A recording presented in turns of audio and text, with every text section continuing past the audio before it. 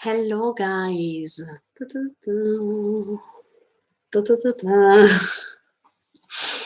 Hello, guys. Welcome back to this final live streaming. Let's see if I'm live. Are you ready? Okay, I'm live. Perfect. I wait a few minutes, few seconds, so you will join me. In the meantime, thank you so much for the support. We are about to rewatch episode 16, plus we will rewatch the teaser, the teaser trailer. Hello, everyone. Okay, then we are about to discuss about what's coming next, because we have to understand, thanks to my beautiful theories of a person who doesn't know anything, what can happen in part 2. This will be really interesting. Can't wait. Are you joining me? Okay. Other 30 seconds and then we start. I start rewatching episode 16 first. And then we will analyze step by step the teaser. So feel free to join me. Today, I open a bracket. Today, Shaman King is starting, so feel free to follow me. Okay, I'm ready. Let's start. Episode 16. Let's go. Oh, wait. The volume. Oh, no. 今の音は落雷ではないそうだ。一体何が。音の方向に何かあるはずだ。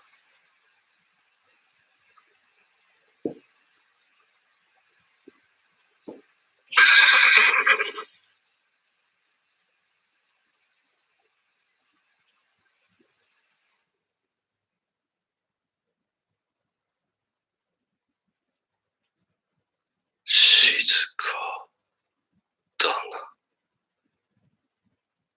死ぬ。Yeah, that flower.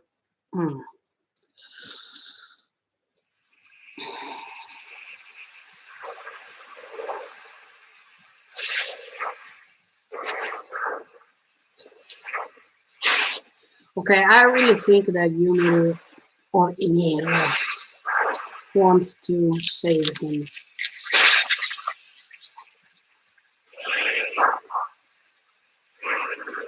That's pretty evident.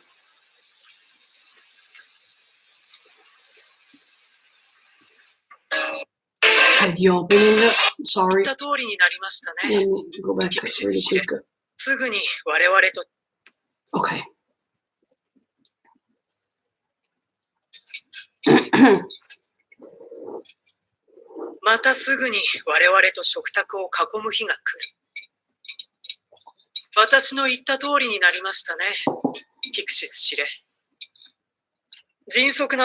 Yeah, she was saying it. 全兵団に一切の抵抗を禁じ、我々の要求通り、ここ志願しなくに兵士を集結くださるとは。脊髄液をもらえたのであれば、残された手はあるまい。いつ巨人にされるやもしれんのだ。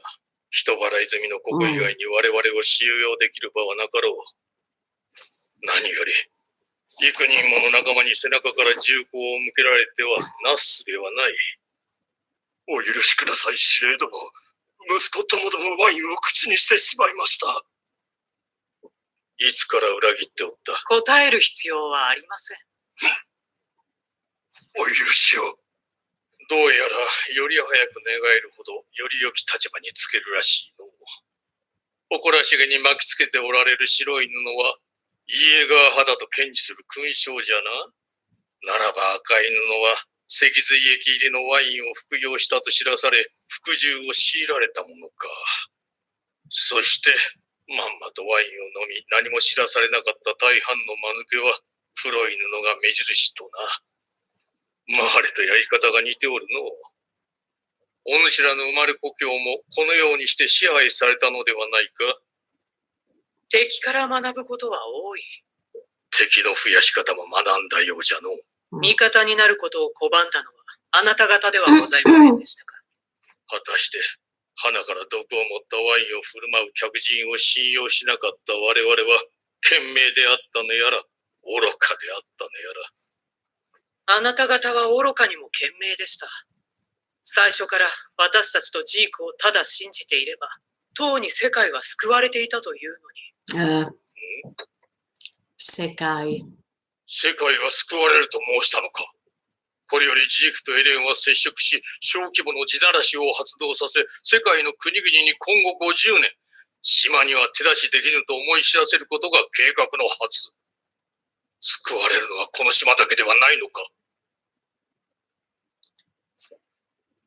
エレナ。すべてが遅い。ジークは十分あなたたちを待った。その慈悲に対し、あなたたちは寝首をかこうと応じた。ジークは世界を救う神であります。罰が下ることでしょう。それで、俺たちはここで事の成り行きを見てるだけか。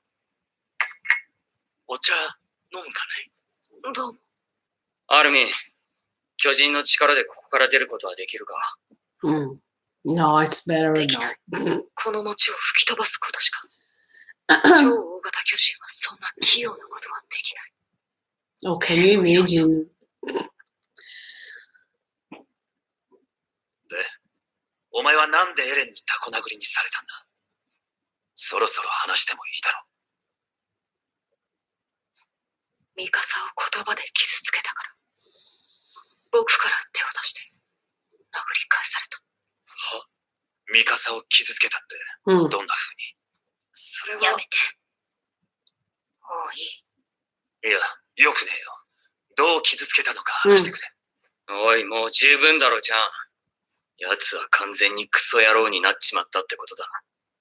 一番大事だったはずの二人を意味もなく傷つけちまうほどもう that's 我を what 失 he's っちまっ doing. た。奴が正 I 気だ still とした believe ら、 that. 何の意味もなくそんなことをするとは思えない。何か、そこに奴の真意があるんじゃないのか。Good job, John. お久しぶりです。志願者の英雄の皆さん。このような場所での再会、とても心苦しいです。おい、お前もそっちかよ！出せよ！俺を軟禁して散々連れ回しといて、それは虫が良すぎるんじゃないのか。I really wait for Hanji's reaction for ここ real. でおとなしくしてろ。よかったな、イエレナ。うまくことが運んで気分がいいだろう。エレンはお前を介してジークの思い通りに動き、マーレを襲撃させ、エルディア国民の支持を得て、脊髄液入りのワインで兵団を支配しまったんだからな。これでお前たちはエルディア国と始祖の力を手に入れ、マーレを滅ぼして祖国の復讐を果たす。これが、この島に来た本当の目的だったんだろう。島を発展させただろう。100年遅れのこの未開の島を。ああ、お前らが快適に暮らすためにだろう。島の統治者となるお前らが。騙された奴が負けた。たったそれだけのことだ。クリーズ。俺たちを売ってイエレナの下僕に昇格したみてえだな。このチクリ野郎。バカか。悪魔どもに肩入れして裏切ったのはお前だろう。なんだと。悪魔の末裔の芋くせえ女なんぞに鼻の下伸ばしやがって。てめえ殺すぞ！よせ、ニコラ！俺に毎晩あの女のこと聞かせやがって。あのバイタが死んで正気に戻るかと思った俺がバカだった。てめえ今だっつった！わかるように言ってやる。あのバイタの汚れた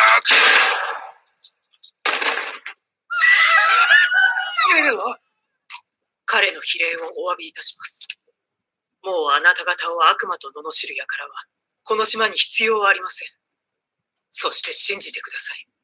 我々の真の目的は、マーレへの復讐 Yeah, they など don't という need the people 空虚 who な call ものでは them ありません。 devils, but they need now people who are going to exterminate them. Wow. マーレでさえも救うことが目的なのです。包み隠さず、すべてをお話しします。世界を救うジークの秘策、安楽死計画のすべてを。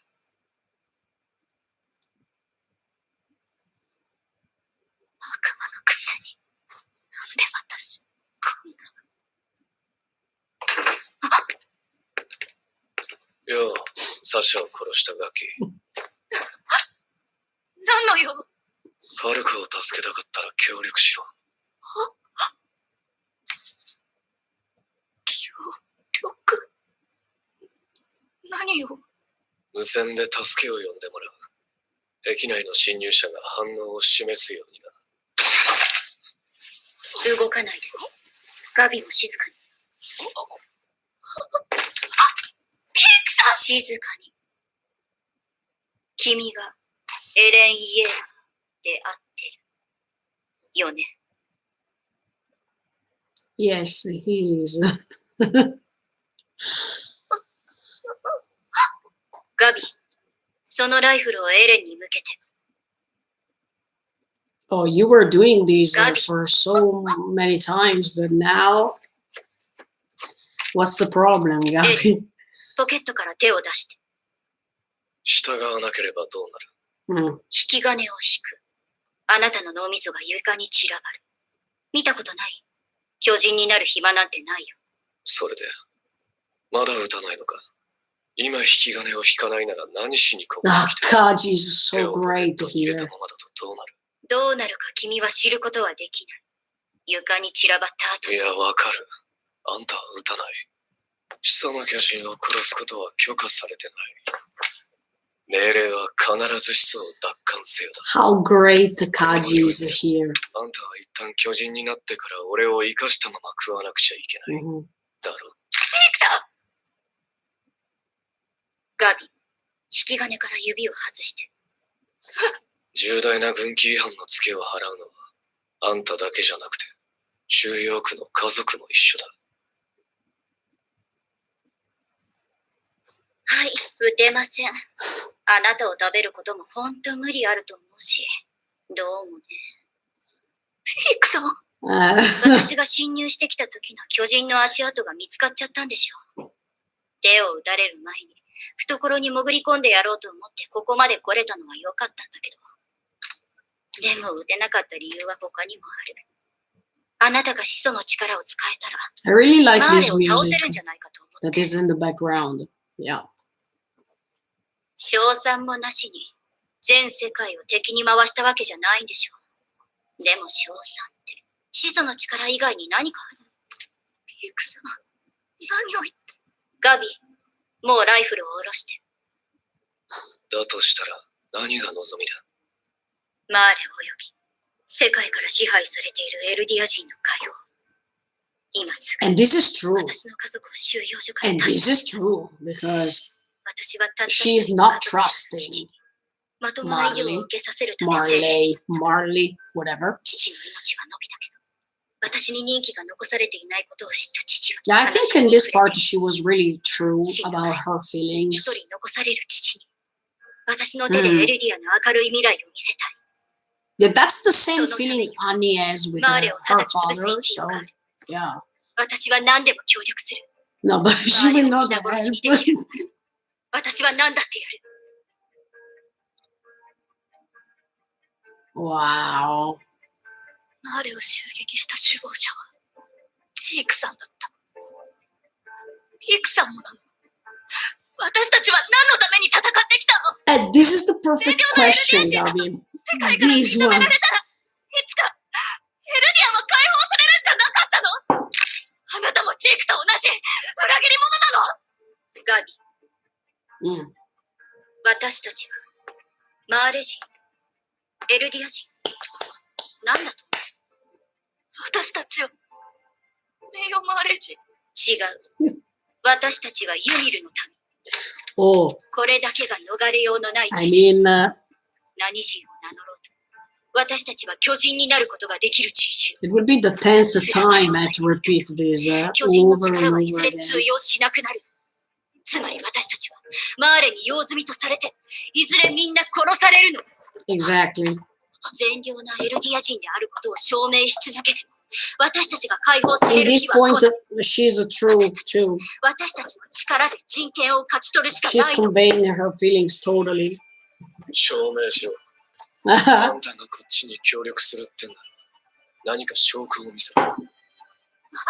この町に潜む仲間の位置を教 She did it. える。 Actually, こ she の did 建 it. 物の屋上に行けば、すぐに指をさせる。 She did it. 子供が生まれなくなる。そうです。それがジークの安楽死計画。この世から巨人がいることで存在する苦しみが生じなくなるのです。ゆっくりと、安らかに。いや、待て、安らかなもんか。ユミルの民が消滅するまで人口が減り続けたら、国の晩年は老いぼれしか生き残らなくなるんだぞ。そんな状態でどう国を守る？他の国が放っておくとでも。そこに関しては従来通り、地ならしの抑止力を行使できるように、始祖と王家の継承維持が不可欠なままです。幸いにして、ヒストリア女王は世継ぎを授かっております。その子が天命を全うするまで、数名のユミルの民が始祖の巨人を継承すれば、それで全ては万全だというつもりか。万全、絶対。そんなもの。It depends if it's a boy or a girl. どの国も様々な問題を抱えています。ただ一つ、確かなものは、強大なる巨人の脅威、血と涙の歴史に終止符を打つものが存在したという真実です。I love this music too. ジークとエレン。人類史があと何千年続くことかわかりませんが、これほどの偉業を成し遂げる者がこの先現れるでしょうか。かの兄弟は、この先何千年も語り継がれる Oh, 象徴となる Yelena, stop it. 古代の神々がそうであるように。そして二人は死後の救世主として人類を照らす太陽となる。Oh, now I got it. I mean, Armin, you're great. そのような尊いお考えが感動いたしました。Yes, it touched my heart それは too. よかった。 Oh, come 嬉しい on. です。あなたにも分かっていただけて。 Yes, yes, we all understand how crazy you are, yes. 敵が侵入している。一人殺された。車力の巨人の保有者だ。なんだとだが、マーレを裏切ったらしい。なんだ、騒がしくなってきたぞ。 What about Falco? 私はあなたたちの仲間になれたってことでいいの？あんたが他の侵入者を差し出せばな。それまではマーレのガキと手稼でつなぐ。下手に巨人化すれば、その子は粉々だろう。 Later, I'm going to tell you one thing. この子もすぐに分かってくれるかあの小柄な女がよろしくね。方だって。ら。よろしくねー。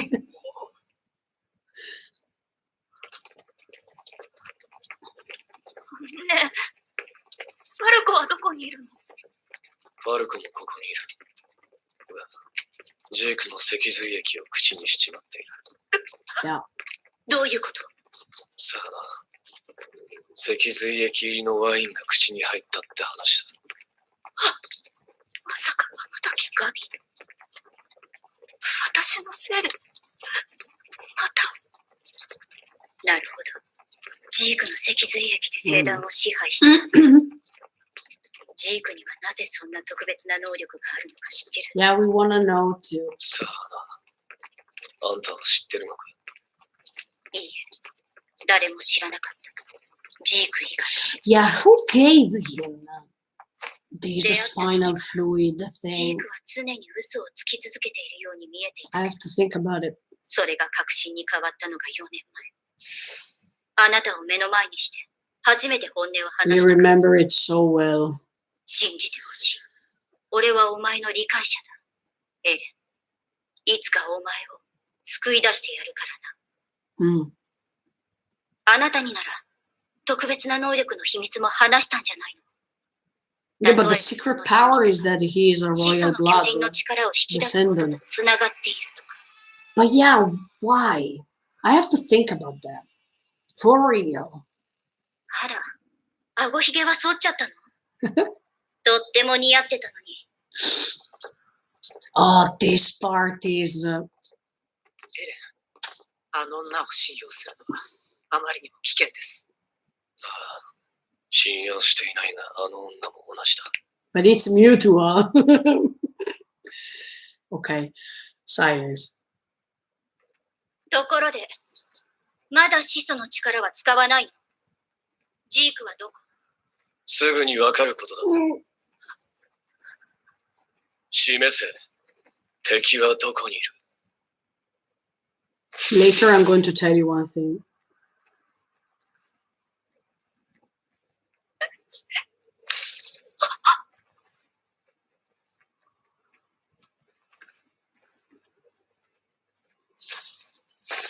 そこ。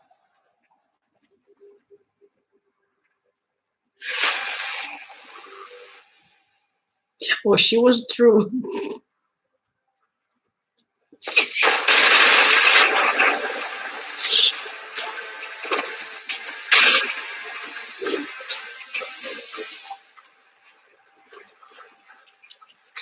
Really Kaiba part 2.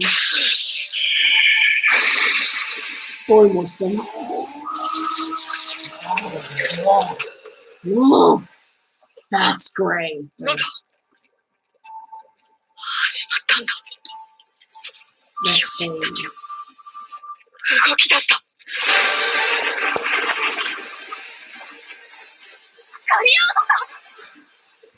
っぱり難しいよね。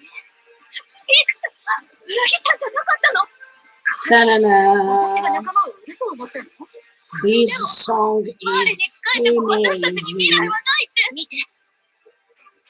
私はアーレを信じてない。 And this is important. 私は一緒に戦ってきた仲間を信じている。 Da, da, da, da. のろしが上がっている。ピークとガリアードが奴の位置を暴いた。始祖の巨人だ。レベリオの雪辱を果たせ。 Whoa. ここで奴を終わりにしてやる。来いよ。 Oof. ないな。 Fantastic. Okay. Before going on with the teaser trailer, I wanted to analyze the subjects involved in this episode. Look, I also have the note today too, because I don't want to skip anything. Of course, this episode was incredible. Look, people who didn't approve of what Mappa did. Look, this episode confirmed me that part 2 will be great, because I think that many things that have happened with the part 1, it was a choice. I mean, part 2, I'm definitely convinced that part 2 will be full of battles, full of actions, and I don't think we will see lots of CGI. So the fact that they put the CGI in the first part, it was because they were, in the meantime, they were working on something else. That means part 2, because I think for the last battle, they really needed time. So I really think that part 2 will not be disappointing at all, and we will be really satisfied. That's what I believe. Okay, but let me go on. Regarding this, because later I'm going to talk to you about all the things, all the complaints Mappa received. Maybe in another live streaming, I still have to decide, but okay, let's go on. One of the first subjects involved in this episode, in my opinion, I wanted to underline this, then you are free to think what you want, is the cycling of events. We saw this even in the structure of the episode itself, because as I told you already on Tuesday, you see that especially the ending part of this episode is quite similar to episode 1 of season 4, and so I don't think that it's just a cycling of events repeating over and over again as a main theme of the entire story. But even the choice of the structure of the episodes or the structure of the events that the author decided to portray was amazing, because at the end of this episode we see that Armin is saying "Ajimatta," the same thing that Gabi said in episode 1 when of season 4, when she said "Oh, Ajimatta," is the same. Okay, then the Zeppelin coming, the same structure, and the fact that now Reiner has to defeat Eren somehow. Well, the the feeling you have at the end of this episode is the same feeling you had at the beginning of this season 4. So I really like this circle that is made thanks to the author's decision. But even look, in this part 1, the funny thing is that it's starting with one way and it's finishing in the same way. So I think that it was perfectly connecting with the main theme of this story, that is, as I told you, the cycling or the repetition of events over and over again. I really think that this story is so great, also because nothing is a coincidence and everything has a meaning. And the important thing is to discover the meaning of this story. All people have different opinions, of course, but one thing I think is quite objective, and it's the fact that everyone has his or her own opinion, his or her own ideals to follow.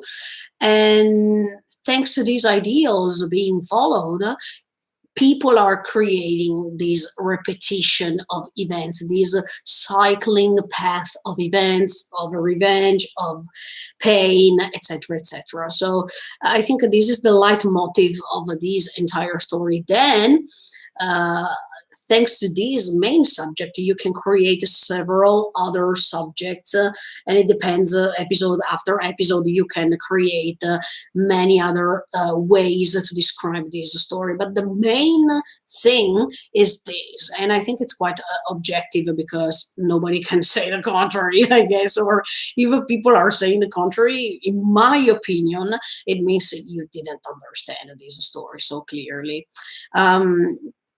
Another subject that is involved in this episode, in my opinion, is the pact. Look, why do I say the pact? Is because at the beginning of the episode, and then I'm going to explain you all of my theories later for what, in my opinion, is happening in part 2. But at the beginning of the episode, we see Zeke, that, always in my opinion, is rescued by Yumiru or Ymir, as if Zeke made a sort of a pact with her, or as if she is having a deep connection with Zeke, and that's why she wants to save him. I don't know why, but I still remember, as I told you on Tuesday, that Zeke seems another Yumiru or Ymir, because it's like the usual painting of that legend that we saw even in the previous seasons, especially season 3 part 2, when there is the Grisha story, the Grisha part, and they are explaining what Yumiru or Ymir is, where does she come from, etc., etc., that we are seeing this girl holding an apple, and in front of her there is a demon or something like that. Yeah, Zeke reminds me of Yumiru or Ymir, because, look, I'm going to call her Yumiru, but not because I wanted to disagree with the real pronunciation, but every time I have to put the two versions of the pronunciation, and it's quite boring, so I will keep saying Yumiru, even if I know that the real pronunciation is Ymir, so please don't complain for this, thank you. But yeah, it seems as if Zeke has a deep connection with her, and yeah, when you see that painting in which there is Yumiru versus this demon, or she's holding something like an apple or something like that, that is the real representation of the theme of a scene. Um, but that painting sounds like a pact, okay?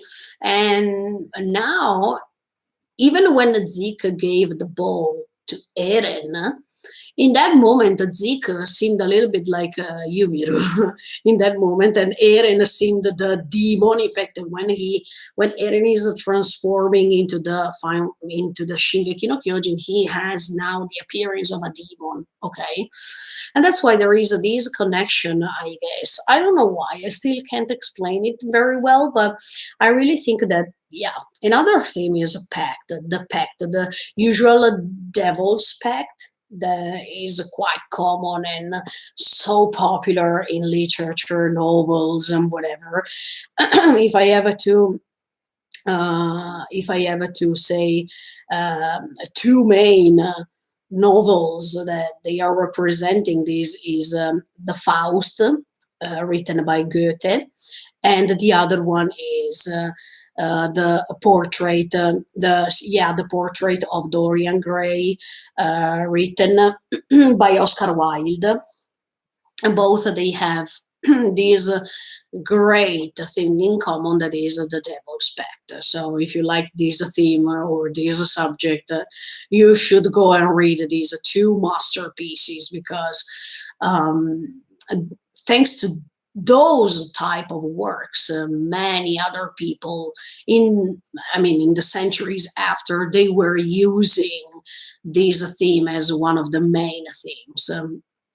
But then another great subject here is definitely the brainwash thing, because look, I'm seeing things on a different perspective this time, because usually we saw brainwash methods and stuff like that regarding Gabi and all the people, all the aliens living in Marley, whatever. But in this case, I noticed that, as I told you on Tuesday, that this brainwash thing is used even on Yelena, because now Yelena is in her dream world where Zeke is a god, and he is a god by exterminating other people. So that's a quite strange portrait of a god. But at the same time, she is idolizing him, or she is idolizing both the brothers as if they are messiahs. I mean, as if they are two Jesus Christ coming on earth to save everyone by destroying things, by killing other people. So that's quite strange thing to think. But I think, yeah, Yelena is the representation of a person who was saved, as I told you already.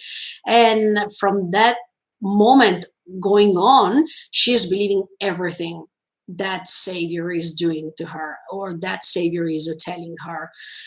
She doesn't have any certainty, but she's just believing Zeke or Eren, just because they are doing things, and just because Zeke told her to do things or to support him. And thanks to these idolizing moments, she's in a dream world where, but look, I think something else at this point, because I think that Yelena doesn't have any power. And for this reason, she is following Zeke and Eren because they have a great power instead. But let me say that if we wanted to see Yelena from another perspective, it seems that she's using them. I mean, she's using the Jaeger brothers because they have power, and she also wants to reach a main goal they have, but she can't. So she needs them. She needed the power they have in order to reach her goal too. And that's why I think she keeps idolizing them for nothing, because look, I can't stand her. Even if I rewatch the episodes, and even if I try to put myself in her position, I can't stand her. I'm so sorry. Yes, she was really desperate because Marley or Marle or whatever, destroyed her own country, and she was found alone without anybody because her home country was all destroyed. All her dear people were killed, probably, yes. So I can understand that she feels as if Zeke was a hope to her and was the light of hope that she was searching for in order to recreate the world somehow. But then, yeah, she's explaining that she's not doing this because she feels as if it's a revenge or something like that, but just because she really wants to follow Zeke no matter what, because she understood the main plan he's making. I think so, but I also don't think so. I think that she is idolizing Zeke principally because she was saved by Zeke. And on Tuesday, I made a parallelism between Yelena, who was saved by Zeke, and Mikasa, who was saved by Eren. In my opinion, they are different. One is idolizing Zeke no matter what, just because she's seeing him as a god. I don't know if Yelena loves Zeke. I don't think so, and that's why she seems exaggerated in what she says and what she's doing and how she's behaving, the way she's um, um, explaining things with that type of eyes, as if in front of me I have the Jesus Christ thing. But in Mikasa's point of view, I think Mikasa is different because, first of all, she's not agreeing with everything Eren is saying or doing, and this is just the first thing that lets you understand how different these two girls are. But second of all, I think Mikasa is moved by love principally, and not just because she's an Ackerman and does what Eren told you. So they are totally different. Two clear but different examples of girls who are following one of the other Jaegers. It's quite different. I really think that Yelena was totally brainwashed by Zeke, and not not brainwashed as much as Zeke was brainwashed by Grisha and the grandpa, but she is following what Zeke told her. But she doesn't have the certainty of what Zeke is telling her, and she doesn't have any proof. She's just following without even asking herself if this is correct or if this is possible. And Zeke told me this. Okay, that means this is correct. That means that Zeke is totally right. She's not even doubting, and this is the problem. Um, that's why I like Hanji instead, because Hanji, even if she has some proofs or some things that are going on, and she knows that probably that's the only way in order to finish this story, she keeps asking herself questions and she's still doubting. This is really good. That makes a difference. And that's why, yeah, I really love Hanji. I think Hanji is one of the best characters in this story too. But yeah, I hope you understand what I mean. It's quite complicated to explain it, but I already explained this so many times in the previous weeks too, and you find all the things on the channel. So if you want to go and check them out.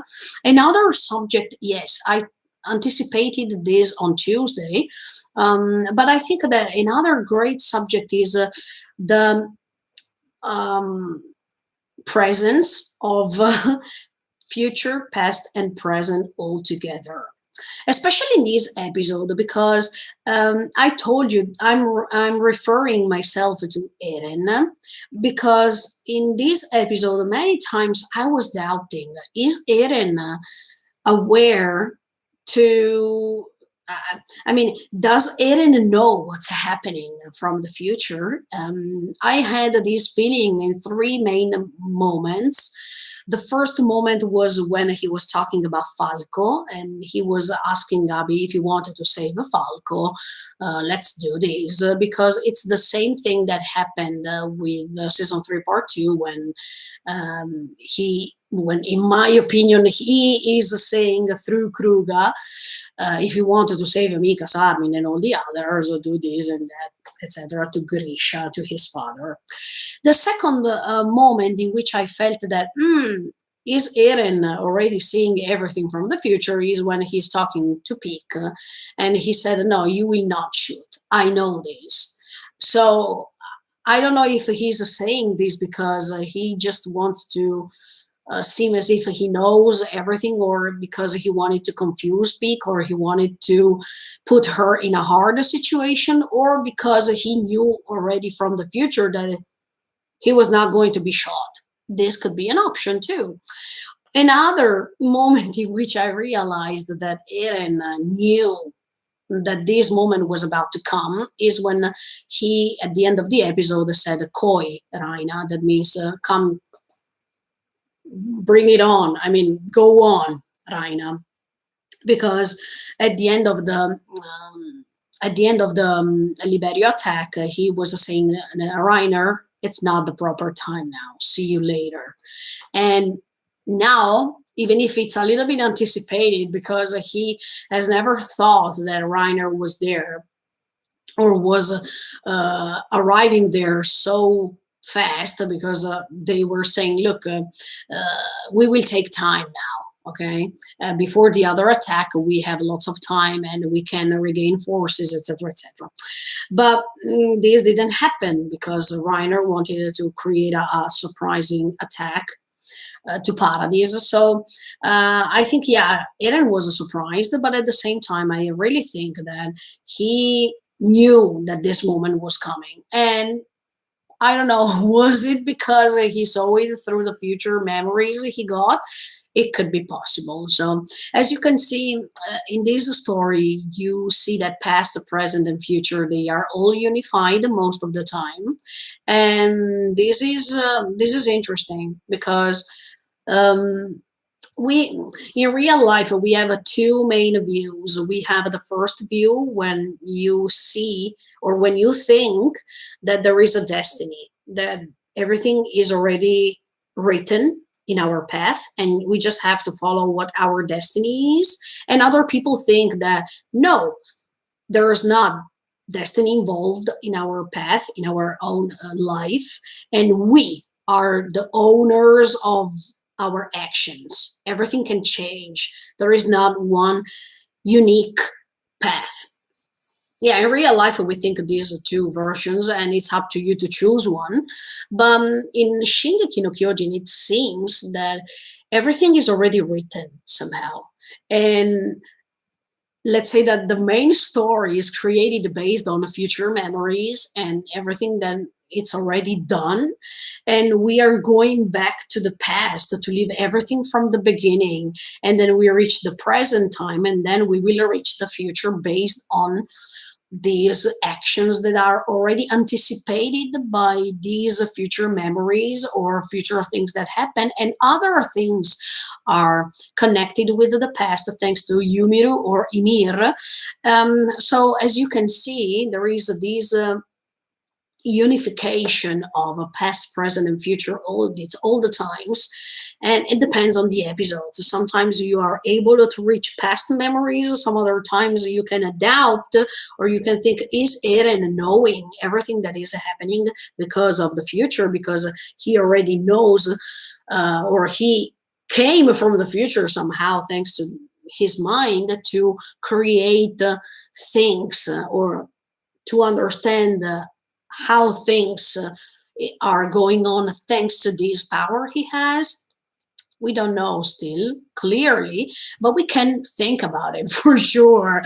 I'm pretty sure that Eren knows some things from the future, or that he saw things from the future, because I still repeat you, I really think that he saw Sasha's death, sorry. Sasha, I think he saw Sasha dying from the future. So he already knew that this was about to happen, and I already explained you in other comments and thoughts or rewatch why. So if you want to know, go and check them out. Another subject, of course, that is one of the main subjects of this episode is the war strategy. Thanks to Peak, we understand how a warrior is, and it's she's not the usual warrior, because in this episode you understand that she didn't take lots of actions.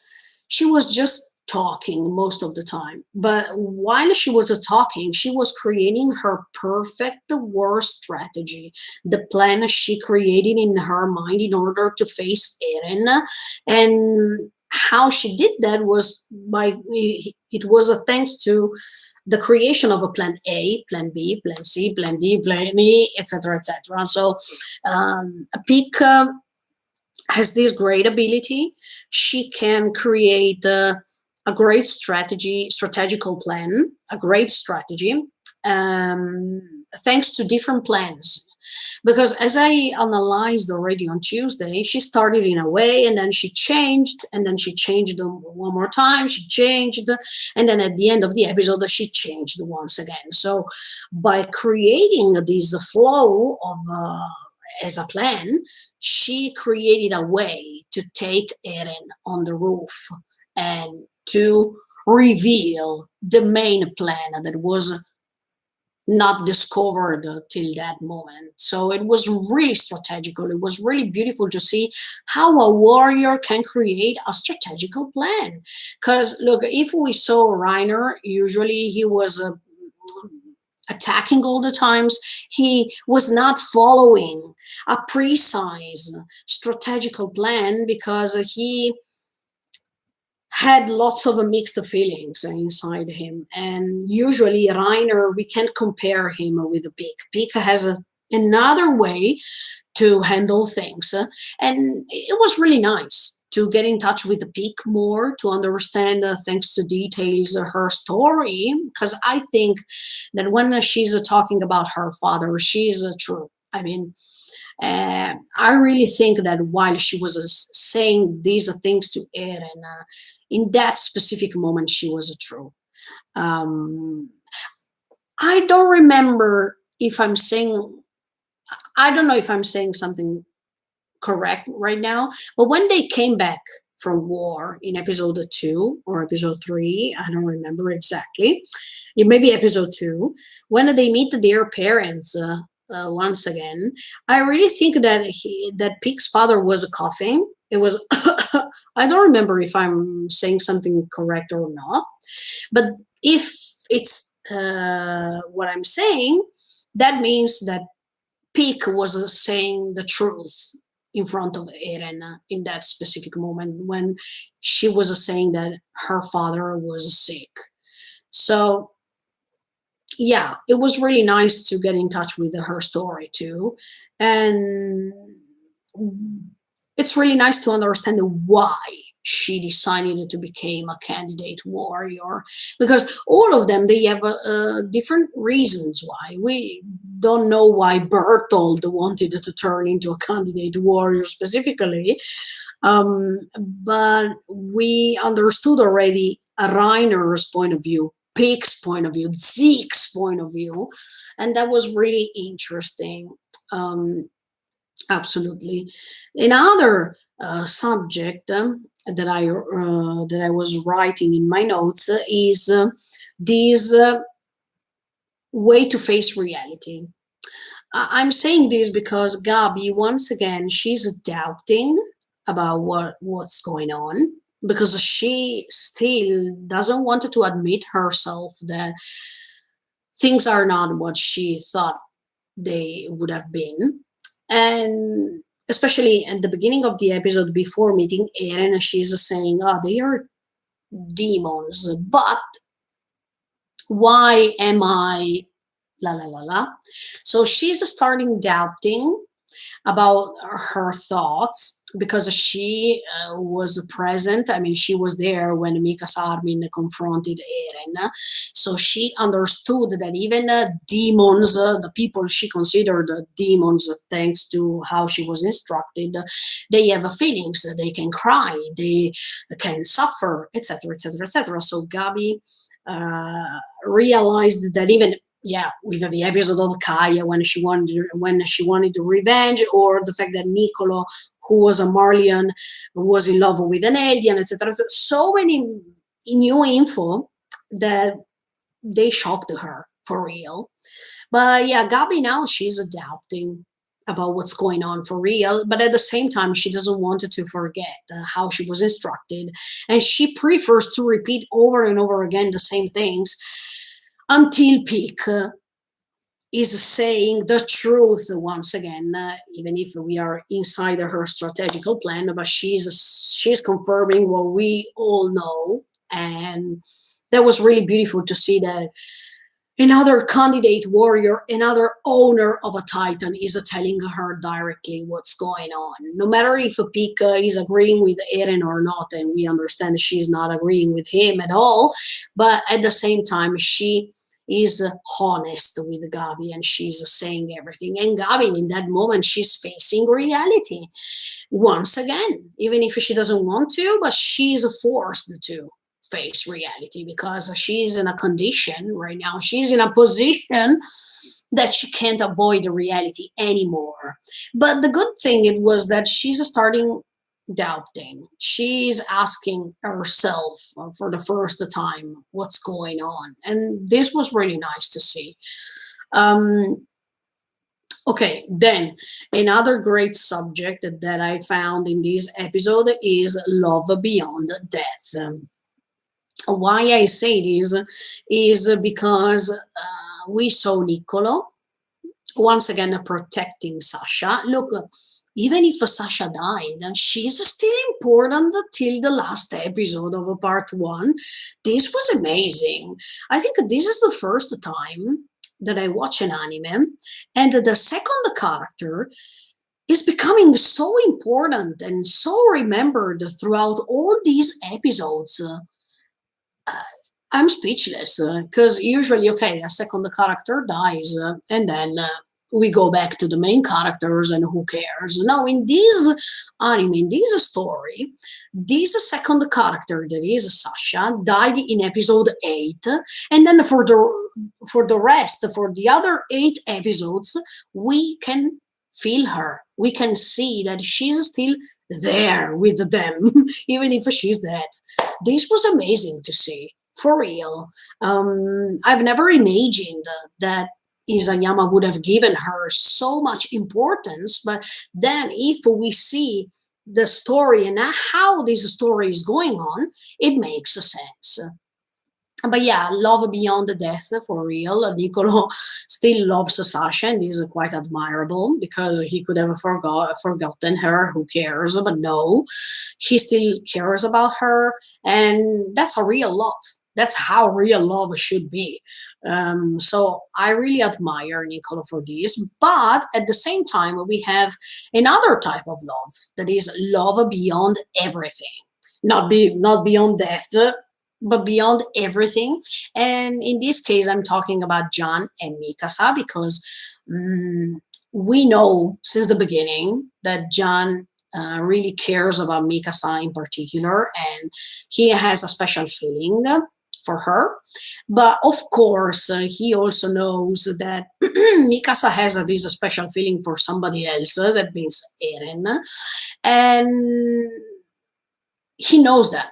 He's aware of this. But anyway, he keeps loving Mikasa from a distance. I mean, he's taking care of her by looking her from a certain point, from a certain distance. And this is admirable too, because even if his love is not corresponded, that doesn't mean that John is stopping loving her. Not at all. And this is really beautiful. I think John here in this part 1 gave us the chance to get in touch with his feelings more, and he's intelligence too. I think John is really smart, and I agree with Marco when he was saying that he was supposed to become a great chief or a great commander because John, he can be he can use, let's say, empathy, but at the same time he has a great strategical mind, so he can be perfect for some reasons.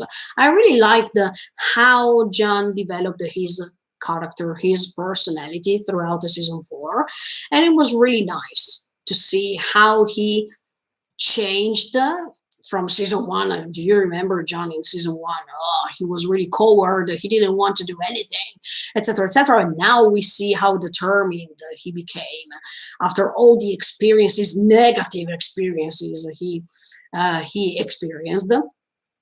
So it was really nice to see this difference as a character, and I really appreciate his character for real.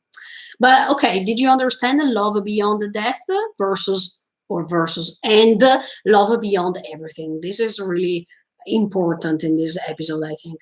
Another great subject is the perspectives, because as I told you, and this involves all characters, but this means that it depends how you see the story from the point of view of each character, because each character has a different opinion, has a different belief, has a different way to see things.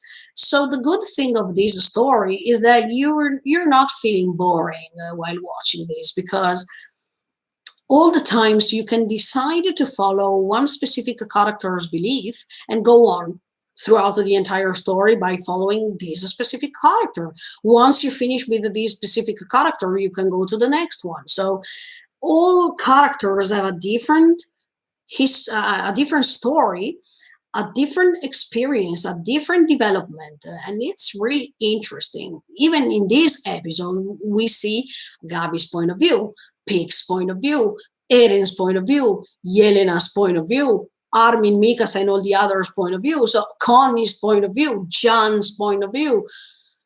So many. Every time it's up to us to decide which belief or which ideal is closer to us, or which type of determination, opinion, ideal, belief we decided to follow, because there is not a main one. In this story, we don't have a main belief, we don't have a main decision, a main opinion. It's all up to us to decide where do we want to go or what do we want to follow. But there is not a main and one for all concept. We just have so many different characters and we decide, oh, I like him or I don't like him. It's based on our own experience too, because we can find ourselves in one of these characters. But yeah, the perspectives. Yelena has one belief, then okay. Then we have Eren, that it's still not certain, because Eren doesn't want to reveal his plan, but he has. In my opinion, he has, and we can just guess. But some of the things Eren is doing they are quite understandable, quite clear to me. Then I don't know if I'm making a mistake or not. I'm going to tell you next year. But it seems that Eren knows what he's doing. I don't know if he knows what he's doing because he saw everything from the future, or because he's just following his instinct. Let's see. Oh, then, as I told you on Tuesday, another great subject, and that we find even in this episode too, is the concept of number 3. As I explained you already on Tuesday, there is this repetition of this number that you can find in so many other subjects in real life too. That means, for example, religion or mythology or philosophy, etc., etc. So this number 3 is used so much, even in this story, and I base what I say by talking about the armband they are using in this episode with 3 different colors, as much as the armband used in Liberio at the beginning, when even Grisha was a child, for example. The colors or the 3 symbols of the 3 walls of a paradise. So as you can see, this repetition, the concept of a friendship based on a team of 3 people, that is common even in other anime. Yeah, this number 3. Look, in Italy, number 3 is a lucky number. I mean, they say that number 3 is the perfect number. I don't know in your country. Let me know in the comments if you want. But for sure, yeah, number 3 is really there in this story, for real. Another subject that is involved in this episode, in my opinion, is surface versus depth. Why I say this is because many times we saw that Zeke's plan was not certain until the previous episode. And that means that every time there is a surface on things, and it depends on the people if they wanted to see this surface only, or if they wanted to get in touch with the core of these things by going deeper. Why I'm saying this is because I remember when Levi was talking about the wine, and at that time when he didn't refuse to bring wine with them, he said, oh, but there is a tea, and it's enough. Then the other soldiers were insisting, and he said, okay, let's bring it. Or when Zeke is saying to him, is there wine still? And he said, no, we drank it all. I mean, he didn't even imagine what was going on, because he was just seeing the surface. While Hanji, on the contrary, she wants to investigate. She doesn't stop to understand what's going on, or she's just trying. So as you can see, even when Zeke said, you don't know, Levi, why I'm doing this. You will never understand.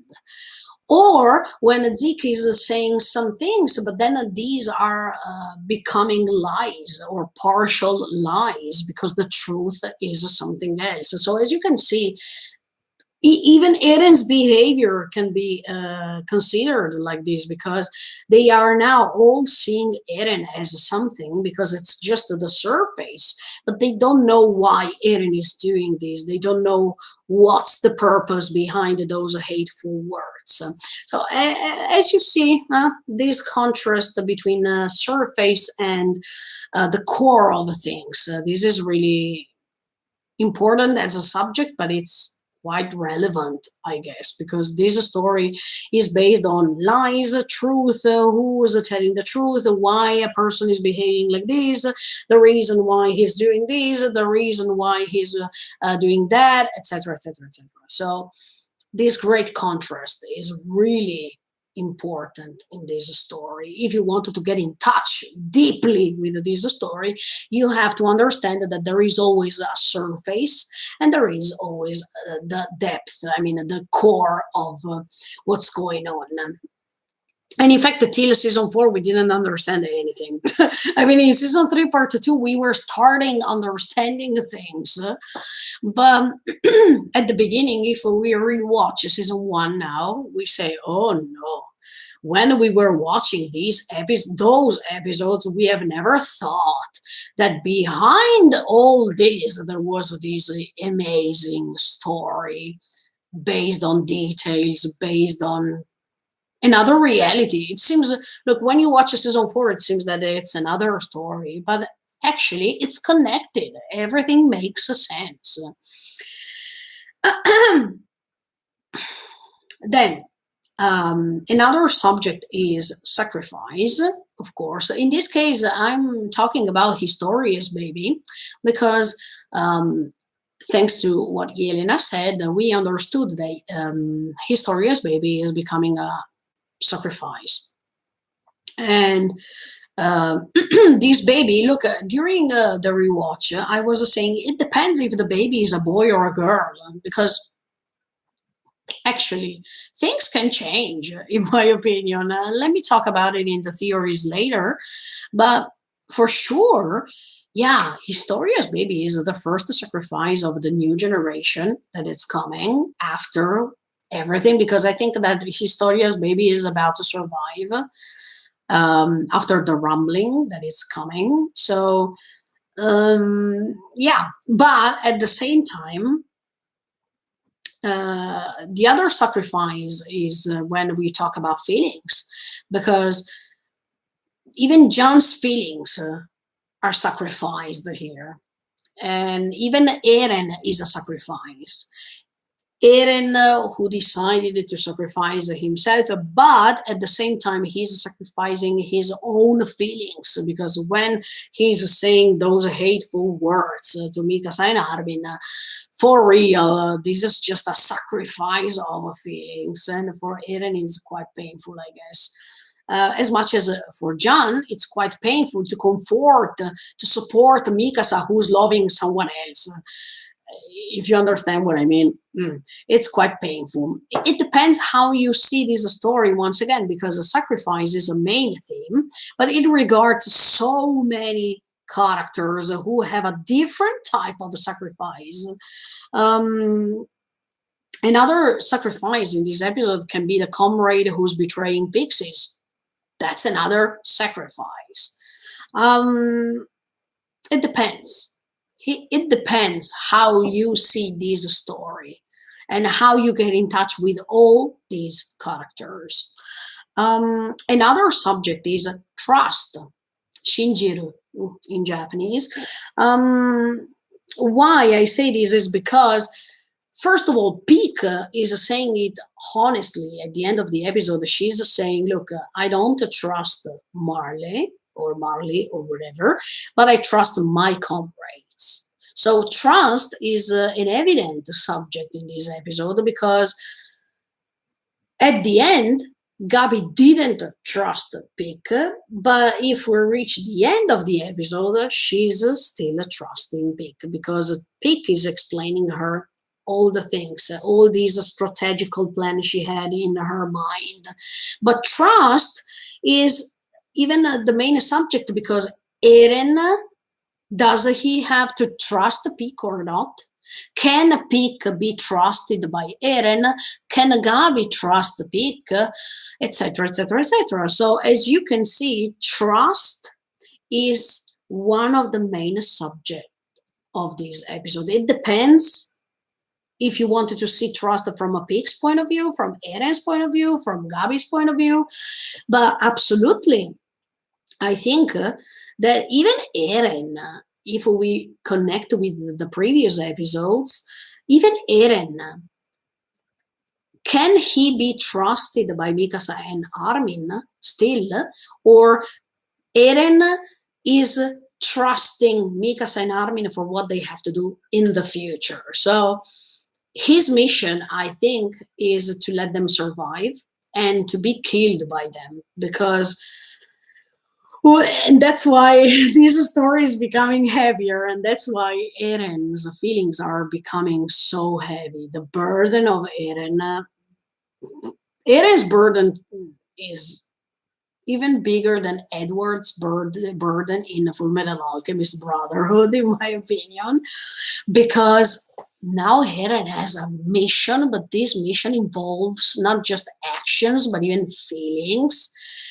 So he has to trust Mikasa and Armin, but at the same time, Mikasa and Armin should trust him.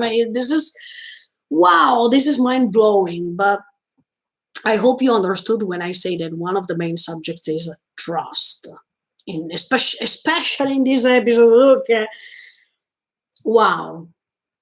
How Isayama decided to create this subject based on all the characters here, this is amazing. How can we trust Pika? We don't know, because she has lots of plans in her mind. So at the beginning, Pika said, let me go against you, Eren. Then she changed her mind and she said, no, I'm on your side, Eren. Can we join forces? So Eren all the times has to trust this new Peak's plan that she has. But we know by checking the end of the episode that the main plan was something else. And even her concept of a trust, this is really beautiful. I don't trust Marley. I trust my comrades as much as Eren wants to trust Mikasa and Armin, because I think he is thinking, please kill me. I'm giving you all the proofs. I mean, I'm giving you all the tools to kill me. So please do it. So even Eren is trusting Mikasa and Armin from my point of view, because he really hopes that they will detach themselves from him and they will do what they have to do. But okay, I will explain you in my theories later, but I hope you understood what I'm saying right now. Yeah, another subject in this episode that we find in this episode is guilt, because no matter what, Gabi feels guilty once again.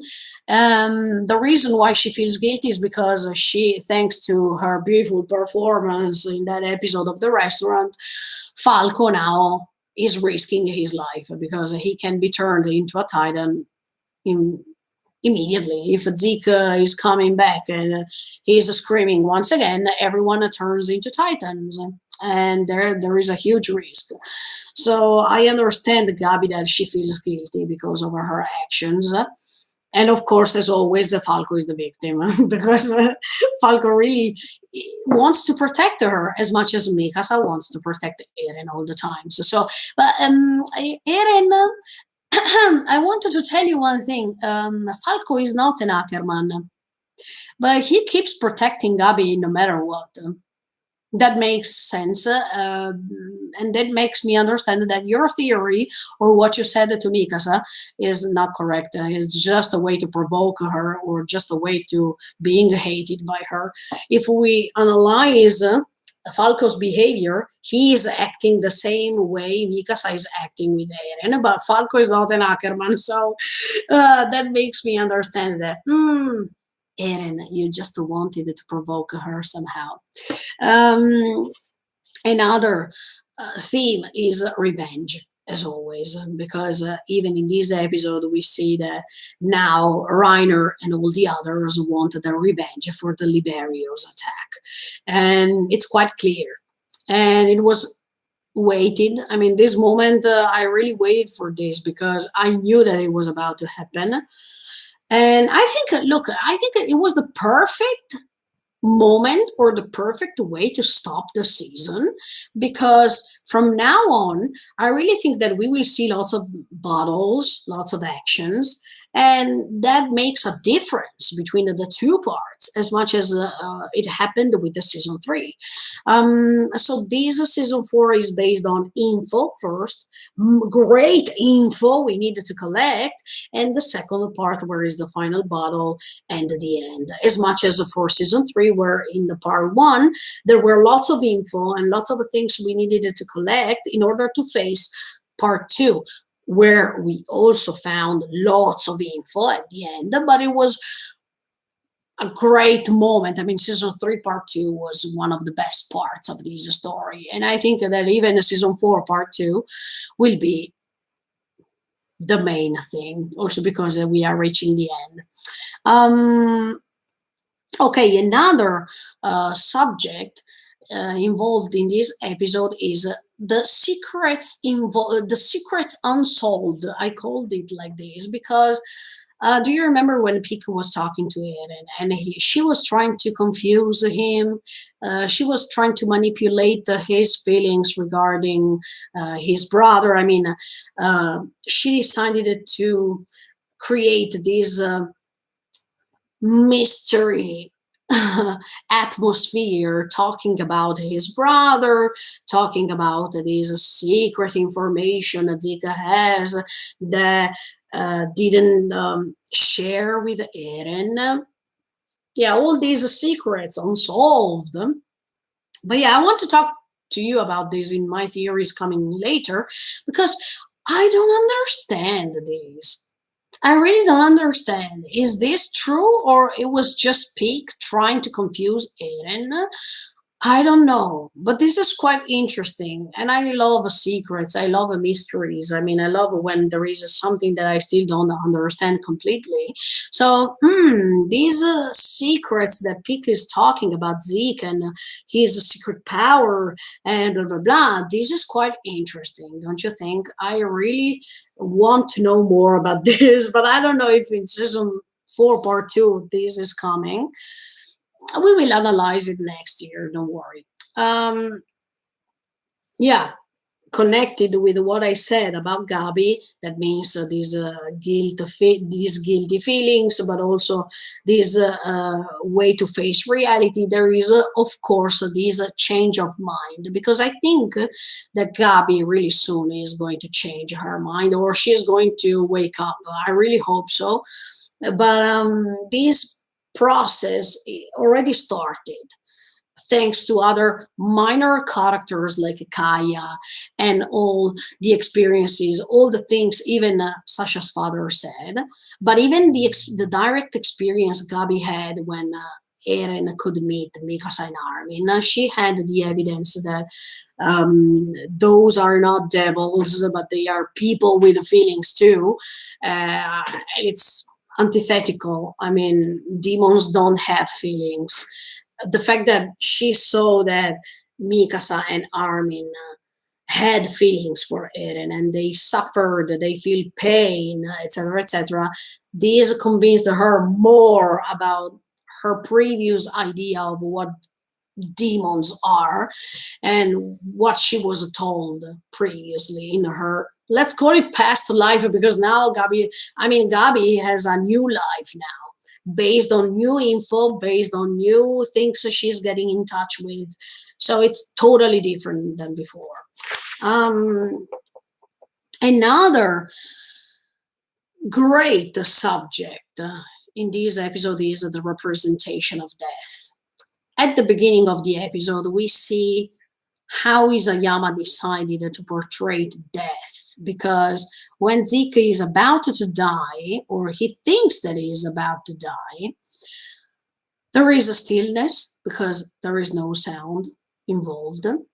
And then even the perception of sound and vision, I mean, what Zeke is seeing, the fact that Zeke is not seeing anything anymore, is pitch black, no sound, etc., etc. Then there is the last vision of a Yumiru or Ymir appearing, but I really liked how he represented death, because we will not know until we reach that moment, right?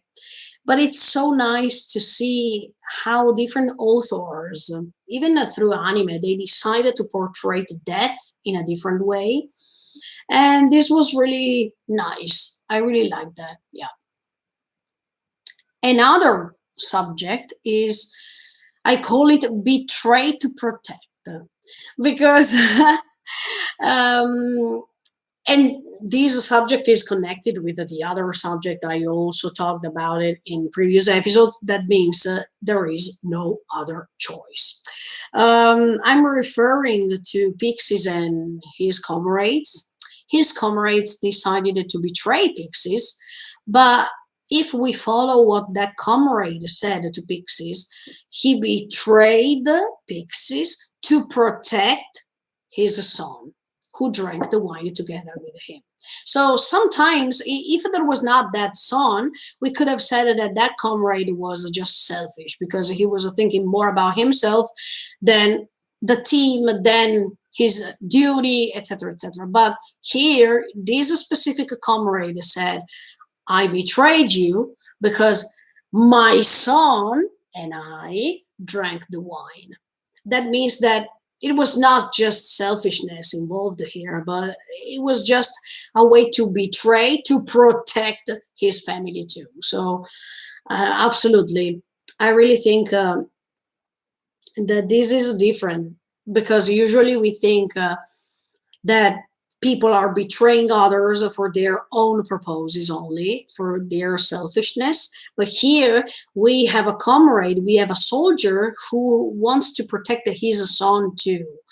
So it's not just betrayal. I mean, it's not just the concept of a betrayal, but there is this betrayal that is done because of other things, because of protection and because of family. So this was really nice too. Then another thing I noticed in this episode is Eren, that is a scene so powerful, but at the same time he is tricked at the end of the episode. So as you can see, we have this contrast, this big contrast, because Eren, throughout this season, but even in the previous seasons, he is portrayed as a person who is really powerful, who you can rely on. I mean, a person who has this great power, and he's achieving more and more power throughout this season 4, but at the same time, he is so human. So there is this contrast of being a there is this contrast between having superpowers and being unbeatable somehow. But then you have even this human side that Eren has throughout his feelings, because he doesn't want to convey them. Otherwise, he is not going on with his mission. Tatakai. But then we have even this fact that he is tricked at the end of this episode by Pig. So he can be so powerful, but at the same time, he can be so human with his weaknesses too. And in fact, he was really surprised at the end of the episode, because he knew that Marley was about to attack once again, but he didn't know when specifically. So he was really weak at the end of the episode, because he has never imagined that now he was in the middle of this revengeful attack. Even Eren is a human, yes. For sure, we saw it in this episode, and even when he was going against the Mikasa army, we saw that he was really human. Another subject, of course, is people used as tools. We saw this thanks to Pig's narration when she was explaining to Gabi the fact that they are used as tools until they are needed, and then who cares? Of course, we know that the Titans are people who were used as tools, as weapons when they were needed. But look, as I told you previously, if I see even Yelena's point of view, she's using somehow Zeke and Eren, even Yelena is used by Zeke because she has to convince other people to follow the plan of Zeke. But somehow I can say that even the contrary is possible. Even Yelena is using these Jaeger brothers because she doesn't have the power to reach her goal by herself. So she's using them as tools to reach this goal, if we see this from another perspective. And then last but not least, I wanted to tell you one thing now, because I thought about it, and this was really nice to notice. If you remember, at the end of season 3, part 2, Eren is pointing the ocean and he's saying the enemies are over there. I mean, the enemy is on the other side of the ocean. In this episode, at the end of this episode, Pig is pointing at the enemy, and there are two ways to read this moment. The first one, as I told you even on Tuesday, it can be the enemy is you. And the other one is, the people you are calling enemy are over there, that means under you. So this a subject. I called it the concept of enemy, because Eren was pointing at the enemies at the end of season 3 part 2, but now he is turning into the enemy to be defeated. So this is quite interesting, the way that we see things from different perspectives. In season 3 part 2, we were all on Eren's side, and we were saying that the enemies were others, and he wanted to reach those enemies to defeat them. And thanks to this, thanks to the difference of seasons, you can understand even the development of this character. In season 4, he is turning into the enemy, and this enemy has to be defeated. That's what I believe. And that's why he decided to handle all this by himself, because he is turning into the main enemy, and this main enemy has to be defeated. So as you can see, at the beginning, he was not the enemy. He was searching for enemies to defeat them. Now he is turning into the enemy that has to be defeated. So this contrast, this huge difference between these two seasons is quite amazing. I really love this, and I really wanted to point this because I think it's really inspirational and really interesting to understand or to get in touch with. Okay, now I finished with the subjects. It took time, so sorry for that, but now the best part is coming, because we are about to watch the teaser trailer that is anticipating what's coming in part 2. Let me watch it really quick. And we are going to analyze this together, because this is really nice. Ready? Let's watch it. Yeah, I wanted to analyze all these things together with you.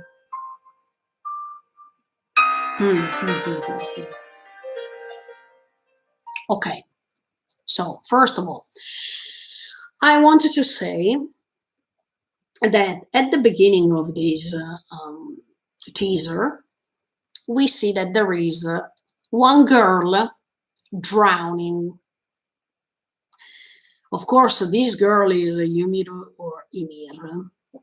Then the other scene we see is, okay, what's written is Matte Tandaro. That means you were waiting for this. Then there are some crows appearing in the sky, and the sky is red. If you remember, even when Zeke was attacked by Levi, the sky was red, pitch red. And it's the typical sky of a sunset and not a sunrise, because the sunrise, we saw it with Eren, if you remember, when he's wearing his jacket. So if we talk about the crows, crows are usually seen as something that brings unluck. I mean, they are not birds who are detected as something good happening, okay? But yeah, even that sunset sky, I remember the same colors when I saw that Zeke scene versus Levi, and when he was talking about Xava. So I remember the same sky, even with the railway scene. I mean, the sunset scene when Eren and all the others. Wait! Now I have a theory. Don't correct me if I'm wrong. It's okay. I'm just guessing. Okay. If we talk about that sunset scene where Eren is together with all the others and he's saying them, look, I want you to have a longer life and I really care about you. The crows bring unluck, I told you already. the sunset is anticipating something that is finishing. That means a day is finishing. If we connect this to that scene, it means that many people are about to die. And it's unlucky. And it's a sunset related because a life is finishing. This is becoming bad. Yeah. I really think that that moment in the teaser trailer can be connected to the sunset scene. Eren is talking to everyone and he is saying, I hope you have a longer life. But if we check the teaser trailer now, this sunset is surrounded by lots of crows. Maybe lots of death are coming. And principally, these deaths are involving Eren's friends. Wow. This could be possible. Okay, we saw, once again, a girl drowning. That means Yumiro and Ymir. Then we see these, look, I'm going frame after frame, so I will try to understand and guess what's going on. Wow, this crow scene. If we talk about Zeke, even Zeke had that sunset scene with Levi before talking about Sava. Okay, this scene makes me understand that death is coming, unfortunately. Let me go on. Then we have the scene, after this crow scene, we have Yumiru or Ymir, and everyone is pointing at her. Okay, this is interesting, because this is connected with the theory I have about the reason why she's saving Zeke. We have to understand Yumiru or Ymir's past life, because until that moment, we will not understand, as omniscient viewers, what's the truth, if there is a truth. Based on what Kruger said, there is not an absolute truth. But if we know, if we get in touch with Yumiru or Ymir's past life, we can understand more. We can know her more, what she passed in her life, and why there are people pointing at her. Maybe she was bullied because of the power she had, or maybe she was bullied first. Then she got in touch with that demon and she created this pact. She became so powerful and she got her revenge on these people by turning them into titans. Okay, wait. And the reason why she's saving Zeke, in my opinion, is because she's agreeing with Zeke's plan. She wants to exterminate all Eldians because Eldians created lots of problems to her too. So instead of being a great goddess, as Grisha thought, maybe she also wants revenge on her population. And that's why she's saving Zeke. At the beginning of the episode, I really think that Zeke is still alive for sure, as much as Levi is still alive for sure. Because Levi, in my opinion, is about to be found by Hanji, because Hanji is checking and she has that type of eyes that makes you understand that something is wrong. She understands that. And I think she will go investigate, or she will go and find Levi somehow. And she's going to rescue him. Because Levi is not dead. I'm pretty sure. I'm pretty sure he's not dead. It's impossible that a character like Levi can finish like this in 3 seconds. No. Levi is still alive for sure. And Hanji is going to find him, and she's going to rescue him. That's what I believe. But at the same time, as much as I think that Levi is alive, even Zeke is alive. In my opinion, this is my theory, but let's see what's going to happen next year. In my opinion, Yumiru or Ymir, asked the Titan we saw to save Zeke. I mean, to put Zeke inside its own body. And Yumiru or Ymir is trying to save Zeke because she agrees with Zeke's plan. Based on what we see in this teaser trailer too, she was bullied. I mean, she was not loved by others. So she felt lots of pain too. And at the beginning, she was a normal girl. She didn't have any sort of a power, but she was considered so bad from others because everyone is pointing her. So that means that she had a bad life until she, do you remember Xava said she got in touch with something? And maybe thanks to that something, later she became so powerful and she wanted her revenge. That means after she turned into this powerful, main, huge Titan, she decided to transform all these people into Titans to get her revenge. So what Grisha said, that Yumiru and Ymir was so great. Wait, Grisha said that Yumiru was so great because she was creating lots of bridges and stuff like that. Lots of infrastructures.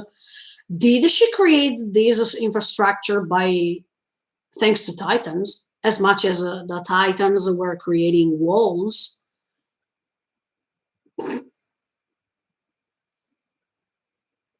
I mean, she was creating lots of Hitobashira. This could be possible. Hmm.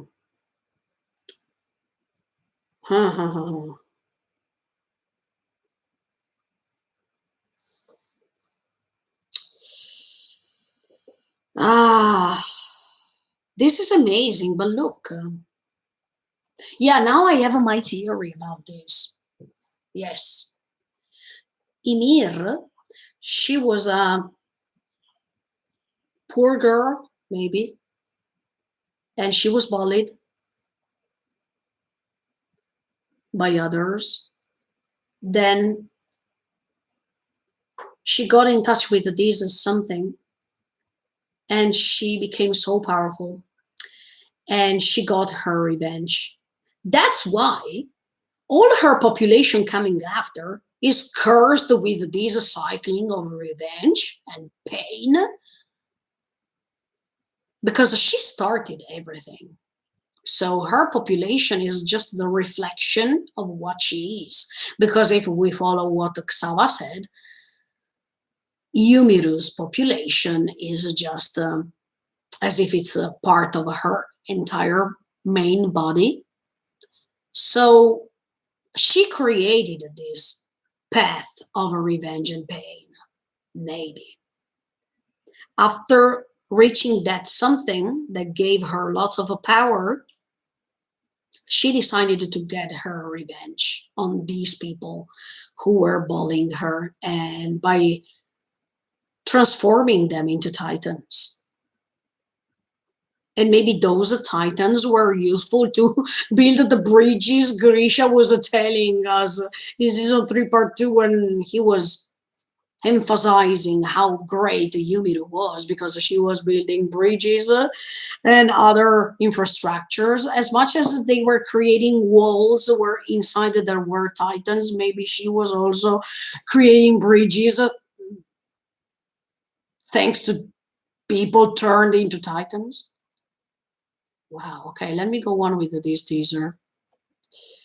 Anyway, okay, then,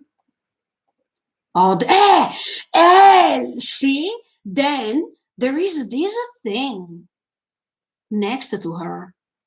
This sort of I don't want to call it a worm, but did you understand? This thing, while she's drowning, we see this thing. Maybe that's the something she got in touch with when she gained all that power. That's the thing that Xava was talking about. This something.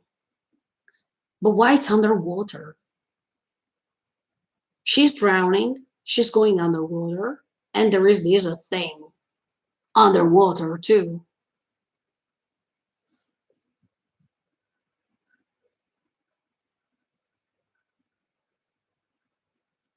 I'm thinking. I'm really thinking.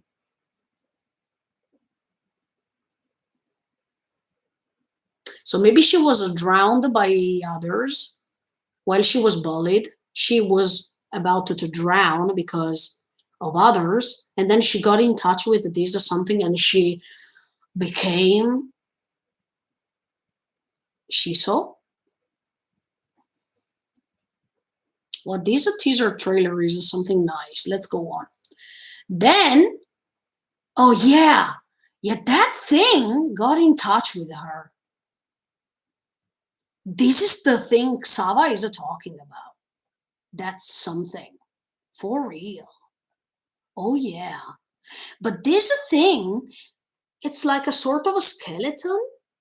I mean, there is the main part of the body of this something, and then there are lots of things like this, as if it's like the centipede.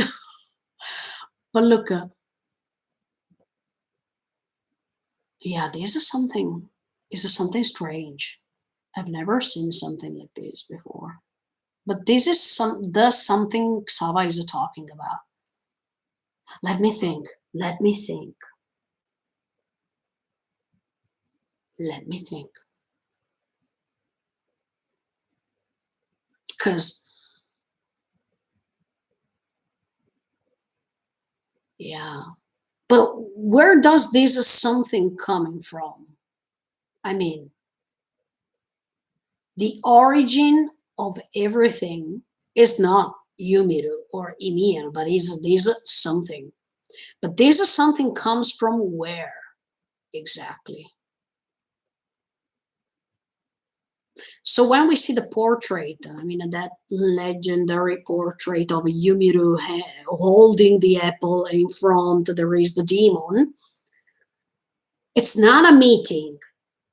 Maybe it's just the reflection of herself after she got in touch with this something. So it's like Yumiru facing herself in a different nature. That means Yumiru facing herself as if she's turning into a demon, thanks to the fact that she's getting in touch with this something. It's like when Eren is confronting himself while he is looking at himself at the mirror.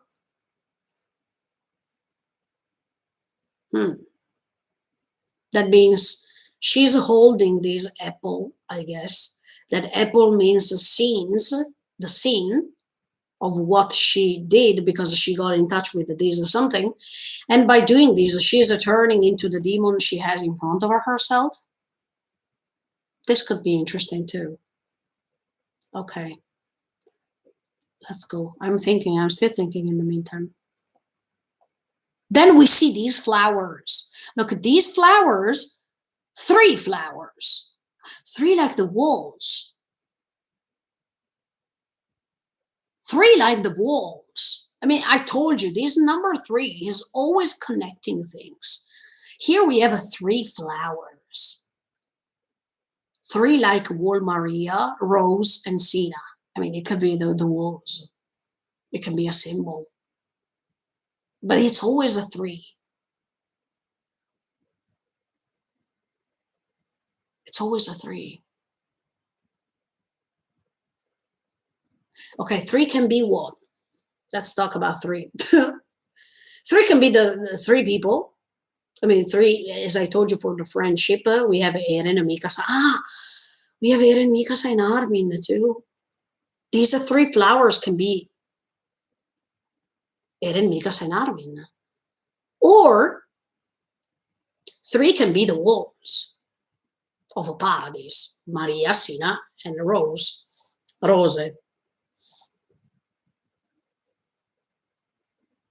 Interesting. Here we have 3 flowers. It has to, look, there is a meaning for sure. Because it's not a coincidence that we see 3 flowers. No. No. But these are 3 flowers. What are they? And wait a second. Then there is written zutto, that means forever. You were waiting for this forever. I mean, the first sentence is you were waiting for this. And zutto, it means forever.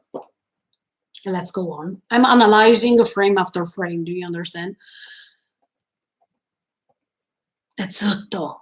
So it's not referring to... Okay, then there is Eren's face, because I'm going slow motion, okay?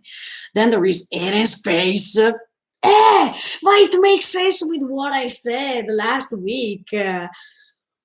Last week I said that this sentence, to you, after 2,000 years, the title of the first episode of season 1 is Eren talking to Yumiru. That to you is Eren saying to you, Yumiru, after 2,000 years. It's Eren talking to her.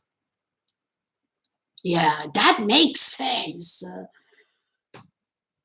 Because he has to finish this story based on revenge, pain, suffering, and she created all this. So he's getting in touch with her directly. It makes sense. And that to you, after 2,000 years, is Eren talking to her directly. Maybe she's meeting her. She's meeting her. I'm quite convinced. Look, later I'm going to tell you what's happening in part 2, in my opinion, but he's meeting her. And then we see all these frames of the past seasons. We have everything here. We have definitely all the things that are happening from season 1. Yes, all the frames. The Shinzo Sasageo, Mikasa with the scarf, the Chosahedan, everything. Everything. Wow. The first attack on Paradise, Erwin. We have everything. And then it's written, in fact, from 2,000 years. Nisenen mai kara. From 2,000 years ago. Since 2,000 years, you were waiting for this forever. Yeah. Yeah. This makes sense. Eren is meeting her. Yeah. Then we have all the frames of season 4 too. Wow. Okay. This makes sense. It's Eren talking to her. Yeah. Come on. And then, yes, see? But wait a second. Then we see, as we saw already in the trailer of last year, we see this big tree. And someone is standing in front of this tree. I think this is Eren. And the tree is that tree connected with the something Yumiru was getting in touch with? Because it has the same color. It has the same, I mean, the branches can be similar to the structure of this something. But that's a direct connection with her.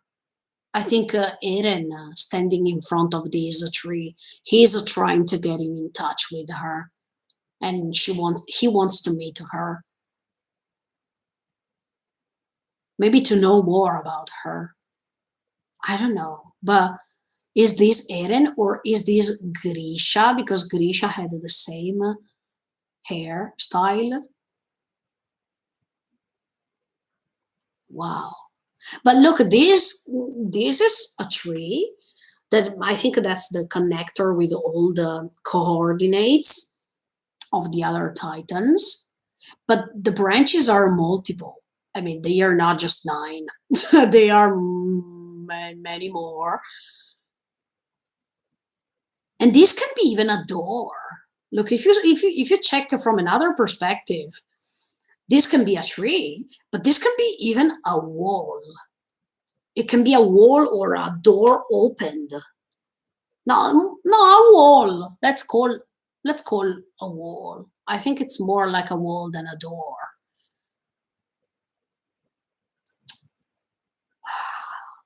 I think Eren wants to meet her. Yeah. That's Eren standing in front of this door. Door, tree. Oh, if we see that it is Grisha, look, I'm going to... Maybe it's Grisha.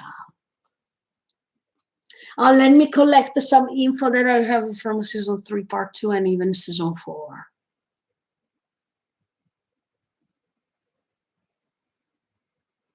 This can be Grisha, maybe.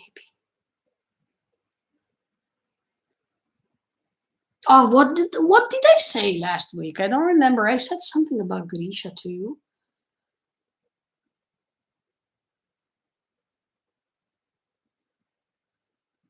Because maybe when Grisha got in touch with, when he ate Frida, he got in touch with the memories of Yumiru too, because he got the founding titan. That means he knew. And maybe Yumiru was talking to him too. And that's why there is always this past versus future connected.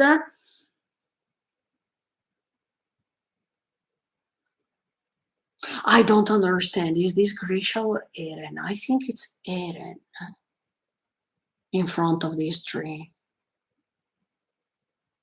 But it could be Grisha too, look, because look, when Eren said to Armin that you inherit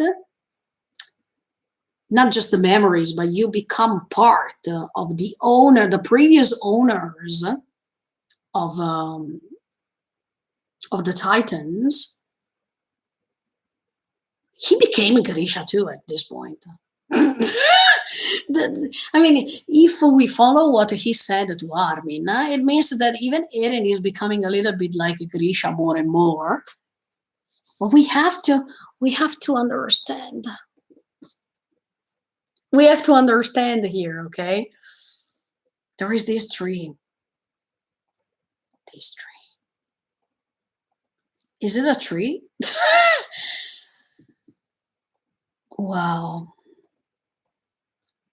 I think, yeah, because it's written, I think you are waiting for this forever since 2000 years ago. But this teaser is really nice.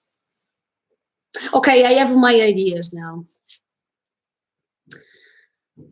Zeke is saved by Yumiru or Ymir, because she agrees with what Zeke wants to do.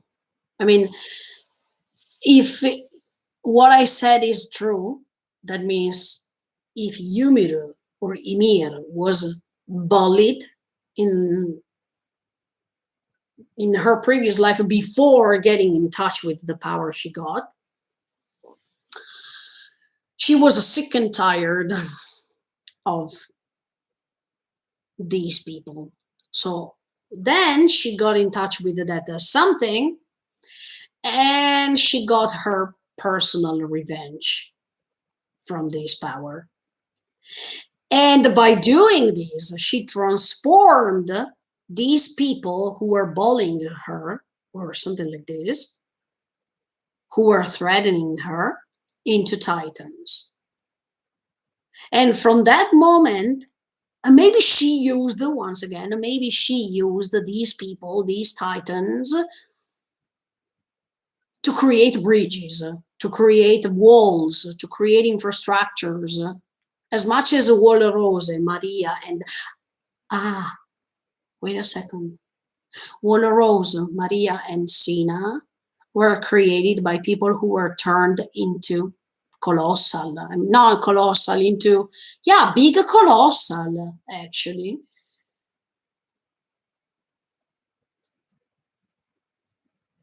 Because the rumbling is made by millions of colossal.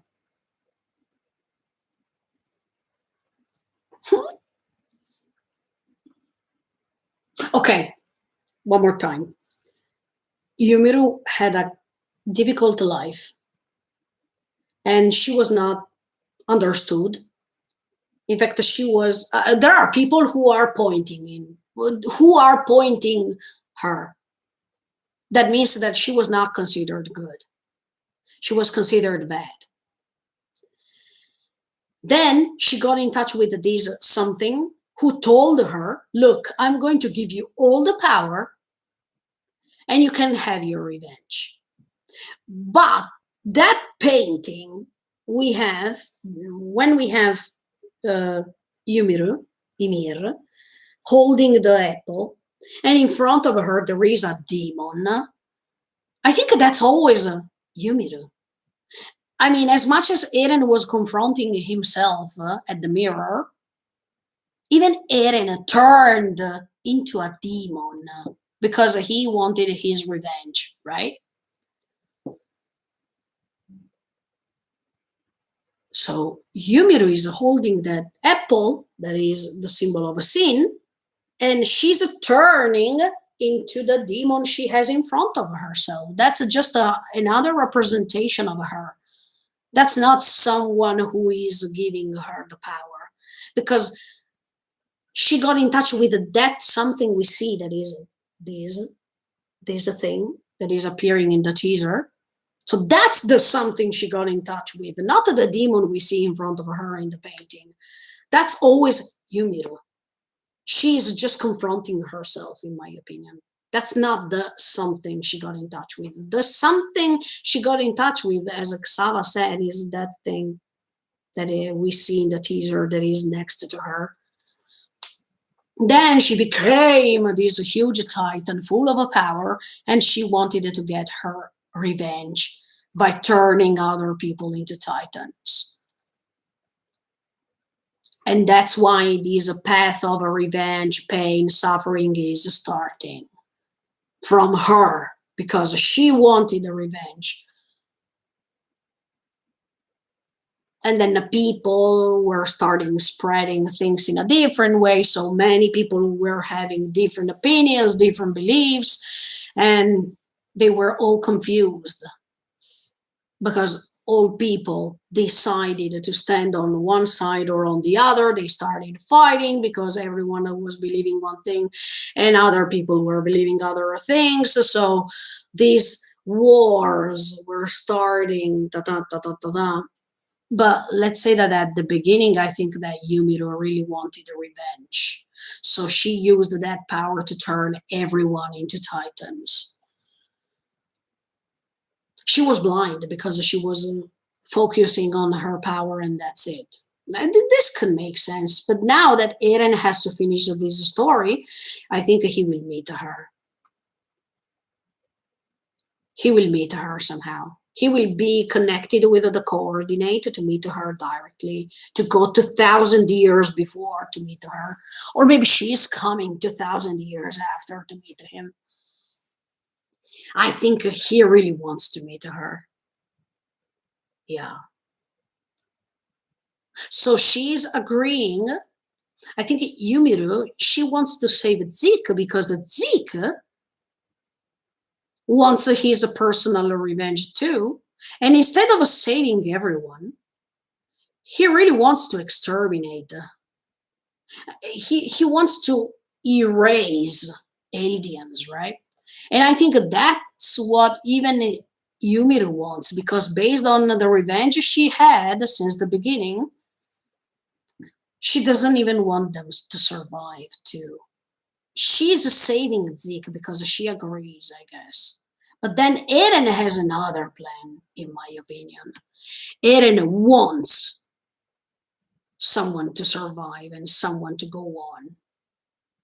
I don't know, because Zeke is against Eldia to save the world. I mean, he wants to save both from his theory, okay? We understand why. But it seems that Zeke wants to save the world, and in my opinion, Eren wants to save aliens instead of the world. So it seems that they have two visions now, maybe. So I think Yumiru and Ymir, she agrees with Zeke, but then Eren wants to meet her because he has another plan. I don't know why, but I don't think that Eren completely agrees with Zeke. No, I think he has another reason, or he has some other plans. He definitely wants that Mikasa and Armin will survive after this, for sure. Because then from the future, he is spreading to Kruga, thanks to Kruga, to Grisha, if you wanted to save Mikasa, Armin, and all the others. Who is that man? Maybe it's a Zeke talking. No, it's impossible. Because if it's Zeke talking through Kruga, if it's Zeke talking to Kruga through Kruga, that makes sense, because in his opinion, if you wanted to save Mikasa, Armin, and all the others, later we understand that what he means is just to erase everyone, to erase all Eldia. And in his opinion, it's a sort of a salvation. Nah, that's Eren talking. That's Eren talking. Come on. Come on. Another thing I'm thinking now is that if we follow what I said till now, maybe Eren is using Zeke to reach Yumiru or Ymir. Because Zeke has the royal blood line. If he is using him, he can reach Yumiru, because she was, of course, all the people who have the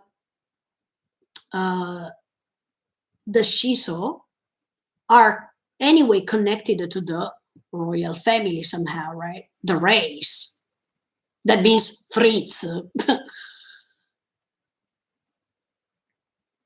So she was a Yumiru, Ymir, Fritz. She was a Fritz. No?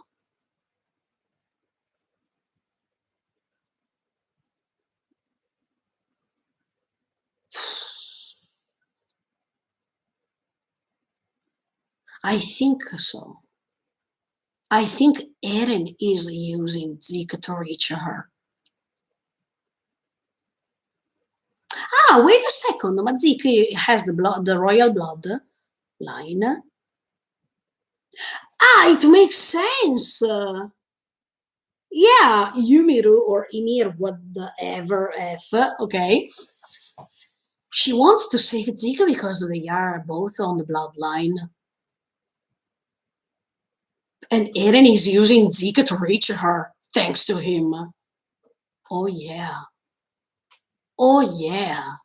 That's why I don't think that he agrees with him. He's just using Zeke to reach her.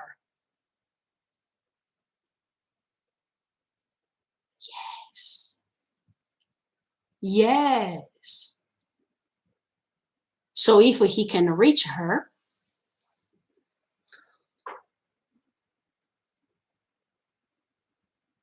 yeah, by touching Zeke, he will be able to, okay, wait. By touching Zeke, he will be able to reach her. So he will incorporate her somehow. I mean, he will kill her or he will eat her. I don't know. And he's going to transform, thanks to the rumbling, he's going to transform in his ultimate form. That is a giant, like the same giant Yumiru we see when they are telling us the legend. Do you remember? He's turning into the ultimate form of Yumiru or Ymir in order to be killed. So if he is killed, because he has Yumiru inside, if other people can kill him or kill Yumiru because they are two into one, problem solved. Okay, this makes sense. To me, it makes sense. To you? It makes sense. It really makes sense now. Yes. Yes. That's why Eren wants that Mikasa, Armin, and all the others are about to kill him. Because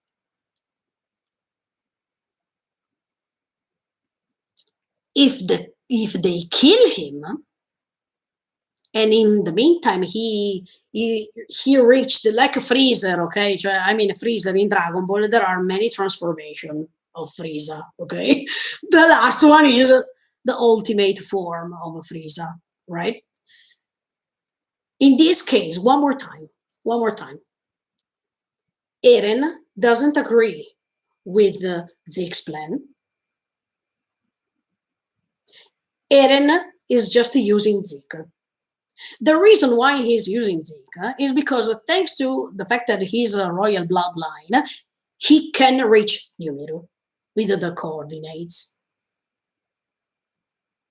By reaching Yumiru, he is going to talk to her, or I don't know, he's going to eat her, he's going to, I don't know, hug her, he's going to, I don't know, be part of her somehow. I don't know, because I don't know.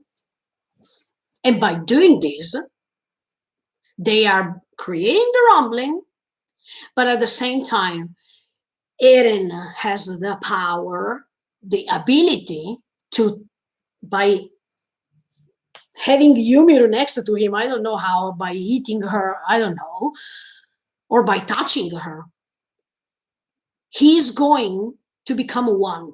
I mean, Eren and Yumiru are about to become one. And Eren, thanks to that, he's transforming into the ultimate form of Yumiru. That is that one we saw when they are telling us the legend that she's so enormous. She's like, I don't know. She's like the Dubai skyscraper, if you know what I mean. Okay.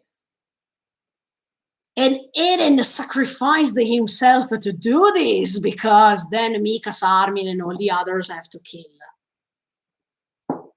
I mean, he was just like, okay, I'm here, shoot him, and he's behind. I mean, Eren is like behind Yumiru, shoot her.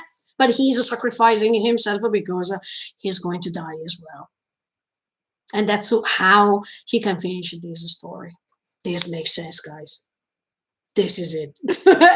This makes sense. Okay, it makes sense. Good. Okay, it makes sense. That's my final theory. Yes. Next year, let's see if I was right or wrong.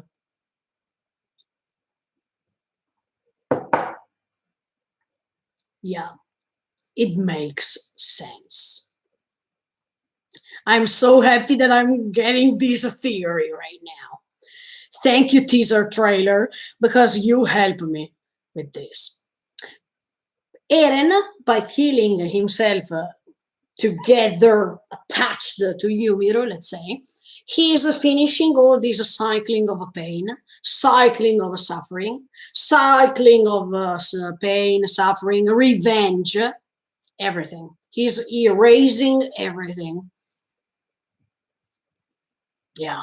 Of course, Eren is about to die. There's just something confirmed to me. Even if I don't like it, but that's necessary, as I told you many times. So he's going to die, for sure. I'm pretty sure. But he's dying because he's sacrificing himself by handling, by incorporate Yumiro too. So this is the sacrifice. Being killed by having Yumiro inside himself too. Whoa. Whoa. Can't wait. Because I will cry a lot. I know that already. No, I'm really attached to Eren. So for sure I will cry when he will die. For sure. And look, the main sacrifice is that he is going to be killed by Mikasa, Armin, and all the others. Oh, this will be really painful. I'm not ready because I'm not ready. This will hurt me a lot. Because these things, as much as I cried when Armin was punched by Eren, okay? Because look, when he's punching him, I remember all the times in which he was protecting him instead, and that makes me cry. I can't. But now that I have this theory, I will cry double. I think when we will reach that episode in which they will kill Eren, I think that my reaction will be just crying from minute 1 till minute 23 or 20. I will cry a lot. I will cry a lot. I will cry a lot.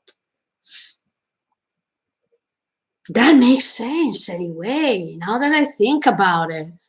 Follow this live streaming, please share it, follow it, because here you find my ultimate theory before we reach next year. Plus, another theory I have, what about Historia's baby? Because look, I have written all the theories. In fact, it's written theories. What about Historia's baby? Is she pregnant for real? Can you imagine if we reach the end of the story, and she says, sorry, the plan was to fake that I was pregnant just to protect myself, but actually I was not pregnant.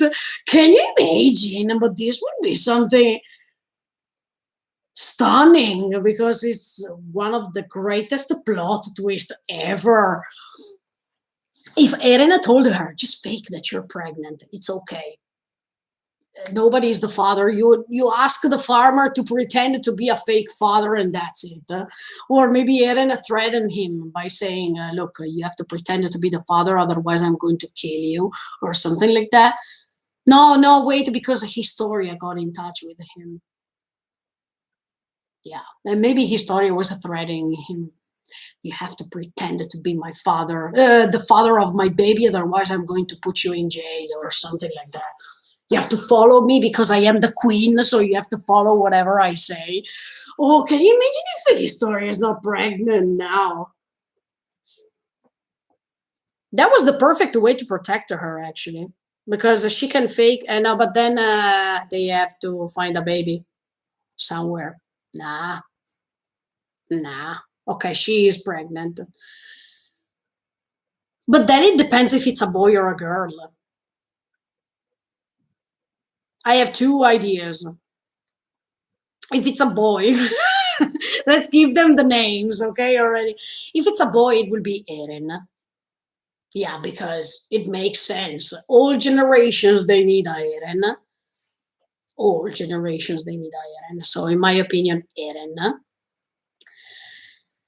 If it's a girl, I have two options. One, it could be Ymir, because maybe this time she can be born in another context, in another world where peace will be the solution. Or she can call her Frida because she is honoring her sister. Do you remember Historia said that Frida was the only person who really cared about her, who really protected her, who really spent time with her. So maybe she can call this girl, if it's a girl, Frida, honoring her sister. I love Frida as a name. Look, if I have a baby girl, I'm about to call her Frida too. No, but Frida or Ymir or Eren if it's a boy. I don't have other options rather than Eren if it's a boy. At this point, it's better if it's a girl because it makes sense with the story more. Because I don't think Eren loved the Historia, no. And I don't think that even Historia loved Eren, nah. What I really dream is, it will be impossible. I would have dreamt to see Mikasa having a baby from Eren. Yes, that would have been nice, but I don't think it's happening. If Eren could only say I love you before dying, look, I'm going to cry all the tears that I have. For real. If Eren is saying to Mikasa at the end, I love you before, the second before dying, I think I'm crying tears, waterfalls of tears. The perfect ending, sad ending. That's what Isayama wants, actually. Well, think about it. Even if I dream that Mikasa can have a baby from Eren, that would be amazing. And of course, Mikasa is calling him Eren because she doesn't want to forget him. And if Johnny is surviving, I hope so. But if Johnny is surviving, he can become the stepfather. Can you imagine? Oh my! I already imagine even the sentence. If John is becoming the stepfather and he's saying to Mikasa, oh no, now I have to carry the baby of that idiot. This will be hilarious, but of course we know that Isayama wants a sad ending, so let's go back to the sad mode. Eren is dying 100%. Who else is going to die? But Armin, I don't think so. No, Armin is going to be useful to the new generations, to the new things that are coming, together with Mikasa. As I told you, Mikasa is an Ackerman, so she can't forget all the things that happened once for all. So she will be useful because for what's coming next, for the future, we need a person who didn't forget anything this time. So we need an Ackerman because she will spread the history as it was. And nobody can repeat the mistakes over and over again anymore. So we need an Ackerman. Oh, the others, if they are about to die, look, I hope Levi is not going to die because Hanji, don't die, please. I'm going to cry already. John, I hope he's going to survive for the things I told you. Even if we will not laugh at the last episode, we will cry. But Connie, let's see if he's dying or not, but someone has to die here because we are reaching the final battle. And I heard, I noticed that even Isayama said that there will be lots of death, pain, suffering. So someone has to die for sure. But I don't want that. After Sasha died, I cried so much that I'm not ready to cry all the reaction video of the second part. The thumbnail will be me crying all the times. Come on. Come on. I don't want to cry all the episodes, Oh no, but the last episode I will cry. Yeah, for sure. For sure. I will cry even if there was a good ending. I will cry because I will feel nostalgic for the fact that it's the last episode. So I already anticipate you that I will cry. Yes. Then another theory, yes, let me go back to the end of the last episode. Now, what about Eren versus Reiner? Okay, Zeke is saved by Yubir or Ymir or whatever, so I think he's coming back. He's coming to Shiganshina and they have the rumbling starting. But what about the people in jail? There is Armin that can transform, but it's pointless because I think that now the Jays are free because of the attack of Galliard, so they are all free, I guess. What about Falco? Look, even Falco is a big deal because Falco will be one of the survivors. He will survive, I guess. He will not die. Falco will not die. Falco will survive.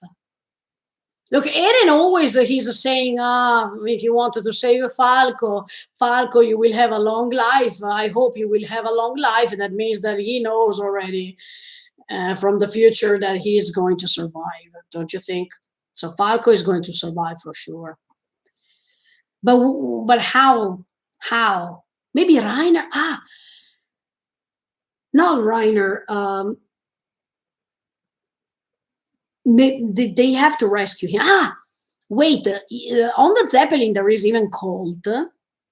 That is Falco's brother. That means Colt has the mission to save Falco, to rescue Falco and Gabi, maybe. Where is Gabi now? No, wait. Gabi is together with Pika. But Pika is still not transformed yet. Will she transform? Yes, I guess. Yes. So in the meantime, Colt is coming to save Falco and even Gabi if he can. He is the only one who is not a Titan still, Colt, so he can go to save him. While all the others are making all this big mess. Okay. That makes sense. That makes sense.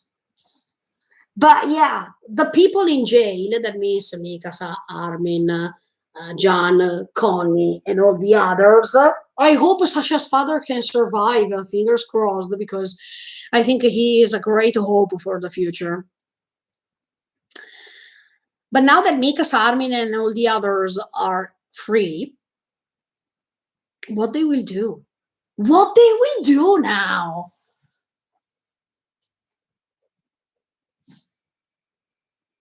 Because Eren is a Titan, okay?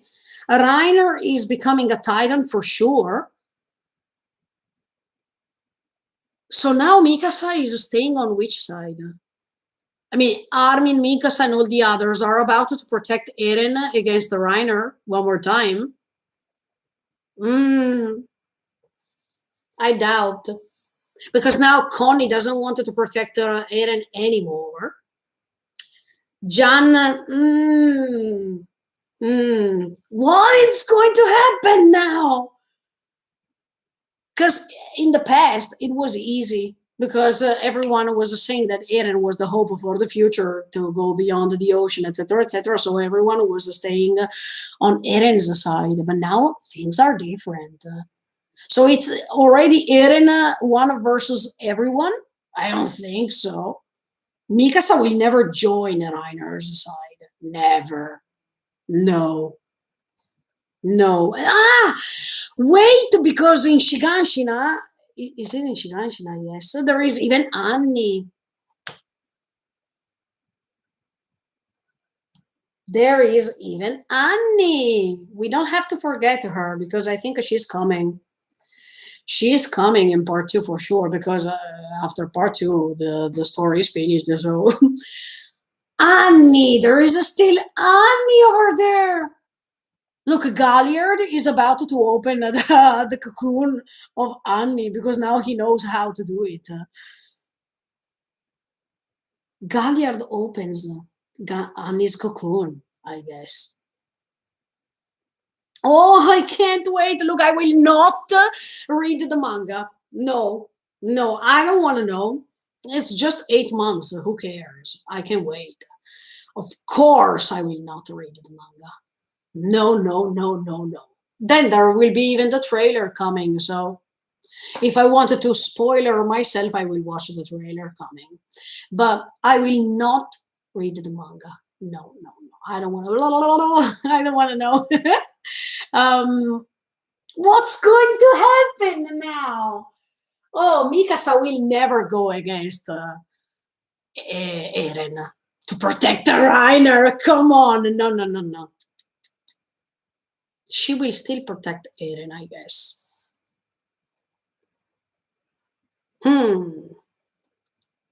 I mean, not yet. I prefer that the entire story is finished and then I will read the manga from the beginning. I don't want to check the manga yet. I prefer to check everything once everything is finished. I feel that it's the best thing. I don't want that. I still want not to touch the manga at all. Even if I know that now the chapters that I can read, they are perfectly telling me what Mappa showed me, but I want to wait. Because I said it already. Once this story will be finished entirely, I promise you that I will read the manga. Somehow I will read it. Maybe together with you or by myself. But what's going to happen now? Because after Galliard's attack, everyone is free. I'm pretty sure. Oh, I think Flock will die. Because the Flock is too convinced to Eren, you are my savior. But soon you will realize that you are used by Eren. Does the Flock know the main plan? Because he is still convinced that Yelena and all the others wanted to save Eldia by exterminating them. I mean, by extinguishing them. Does the Flock really know what's going on? I think the Flock is about to die. Yeah, for sure. I don't think he's going to survive it because we don't need the Flock in the next generation. No, please. No, thank you. We don't need the people with the revenge. I mean, we don't need people who wanted to keep going on with a certain revenge, no matter the sides. In the next world, I mean, who's going to survive? They don't have or they don't need revenge, pain, suffering, etc., etc. Everything has to start in a peaceful way. Of course, people will die. But for example, if Mikasa and Armin are going to survive, I don't think they will go on by having their revenge. And that's why they can survive. Do you understand what I mean? Plus, if Mikasa is having a baby with Eren, no revenge at all. Because she will always have Eren next to her somehow. Please, Eren, before dying, if you no, look, I know that somehow there is not romance involved in this story, but look, Mikasa loves Eren. You can't tell me the contrary. Look, people who keep saying, no, Mikasa is like a sister to Eren, and no. I don't buy this anymore. No. She really loves Eren. Love as a lover, okay? Then, of course, she can be even a sister sometimes. She can be a mother some other times. But she's in love with Eren. For real, come on. No way. Even John understood that already. Well, come on. You know what I mean. So, Eren, I think you love Mikasa too. Come on. Okay, you didn't love her for some reasons. For example, when she was overprotecting you because you didn't like that. It's like Carla, okay? Carla was overprotecting you. Carla always told you, don't do this, Eren, do this, don't do that. But that doesn't mean you didn't love your mother. You loved your mother so much, and we understood this from episode 1. So, if you really like to say that you hate Mikasa, you hated her just because she was always trying to protect you, because you always wanted to make the vice versa thing. That means you have always wanted to protect her, but the story confirms me that she was always protecting you instead, and you didn't like that at all. But for other reasons, you love Mikasa. I will put around your neck the scarf forever. This is a love declaration to me.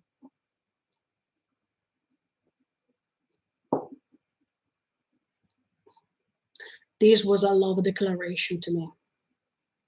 So beautiful declaration of love. I will put around your neck the scarf forever. Come on. Come on. It's even better than a kiss, don't you think? That scarf is the tool of love that is connecting Mikasa with Eren. And that scarf, if you think about it, even if it's just an object, that scarf is still important, and it will be important till the end of the story. Because this scarf is the connector. The scarf is the connector between Eren and Mikasa. It will be important till the end of the story. Probably if Eren is going to be killed by her or by Armin and by others, that scar is still the symbol that connects her to Eren. It's a love symbol. So, as you can see, small details here can be great connections in this story. It can be a scarf, it can be Carla being eaten, it can be the megane, the glasses for Zeke. There are some things, the book for Armin. Look, this book was the starting point of all Eren's adventure, actually. So details, tools, objects can be the key of the basement. See? Later in the future, we are about to analyze even these objects and the importance of these objects when the story will finish. But absolutely, absolutely. Anything else to say? No, I don't think so. I finished. I checked the anticipation. I checked everything. Okay, I think I said all that I had to say. But look, follow these live streaming, guys, because I reached my ultimate theory. Now I don't want it to change my mind. No, it depends. If in the trailer they show me something else, but till now I have this own theory. I made it once for all. So as you can see, Eren is doing what he's doing for a purpose. And this purpose was not to kill his friends or to go against his friends, but he's giving them the chance to shine. Because Eren reminds me of Itachi so much. He fakes to be the culprit, but he is the hero at the end. That's so beautiful. I really love the Itachi in Naruto, so I really love Eren for the same reason. And so beautiful. Yeah, it makes sense. Yes, yes. But he wants to be killed by his friends. Oh, come on, I will cry hard. I will cry hard. Do you remember in Vinland Saga when there is a Gelato that is killing Bjorn? The same. I cried at that time. I will cry even in this time. Maybe this time more than...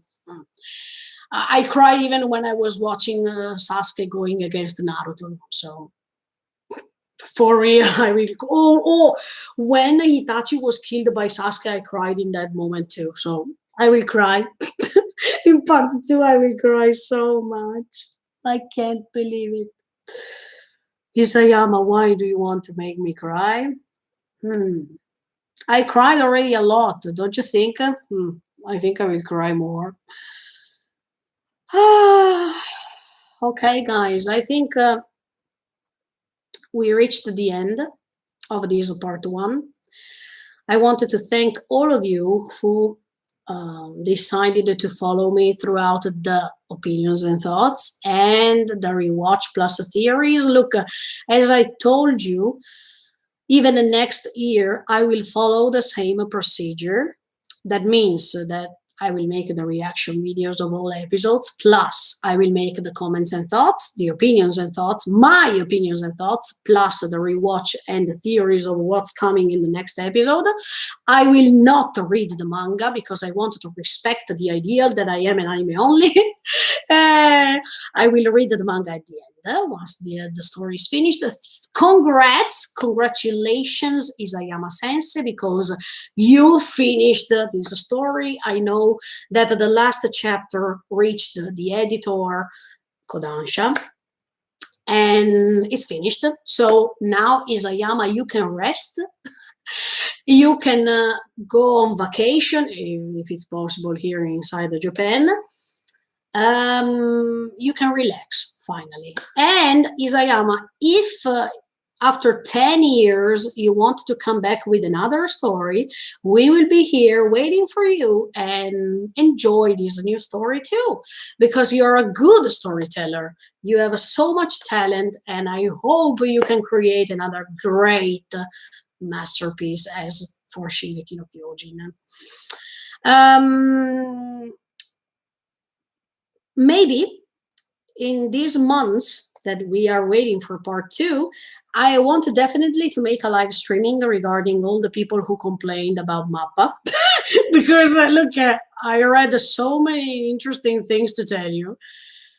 Now they are complaining for the fact that they have to wait. This is incoherent. Okay. I want to thank Mappa for the great job they made with such a small and reduced time they had. That was really awesome what they created, no matter what. And I really think that they used the CGI because they used the CGI now because in part 2 they will not use it. That's what I believe. Okay, the manga is finishing in 8 days. Good luck for you manga readers who are about to reach the end before me, as always, because we anime only have to wait. But I'm happy to wait, because if I read the end now, I'm pretty sure that if I make the reaction videos, I will be like, okay, I know. I see. So it's totally different. I prefer to wait. It's better. And I can do it because I remember that when I was watching Naruto, and I was an anime only in that case too, when there were the fillers, for 6 months there were fillers, I was waiting. So if I could wait in that case, I can wait even in this case without a problem. Okay, guys, I think for this year regarding Shingeki no Kyojin, that is it. Hope you enjoyed. Look, I already read all of your comments while I was talking. Thank you so much for the support. Thank you for loving the channel. Thank you for loving my videos. Thank you for supporting me. As always, thank you for all the new subscribers. Today, Shaman King is starting, so I will react to it. Feel free to join me in the meantime. So we are enjoying waiting for season 4 part 2. Stay tuned, keep on watching me because other anime are coming on the channel. I'm almost finishing Full Metal Alchemist already to shoot the videos, and then I will start with the Code Geass. Anyway, if you wanted to have fun in the meantime, we are waiting for part 2. Feel free to follow me. Thank you so much for the support. Stay tuned. Keep on watching me. Bye, guys. See you in the next video. Thank you for following me throughout all these months. Bye. Thank you.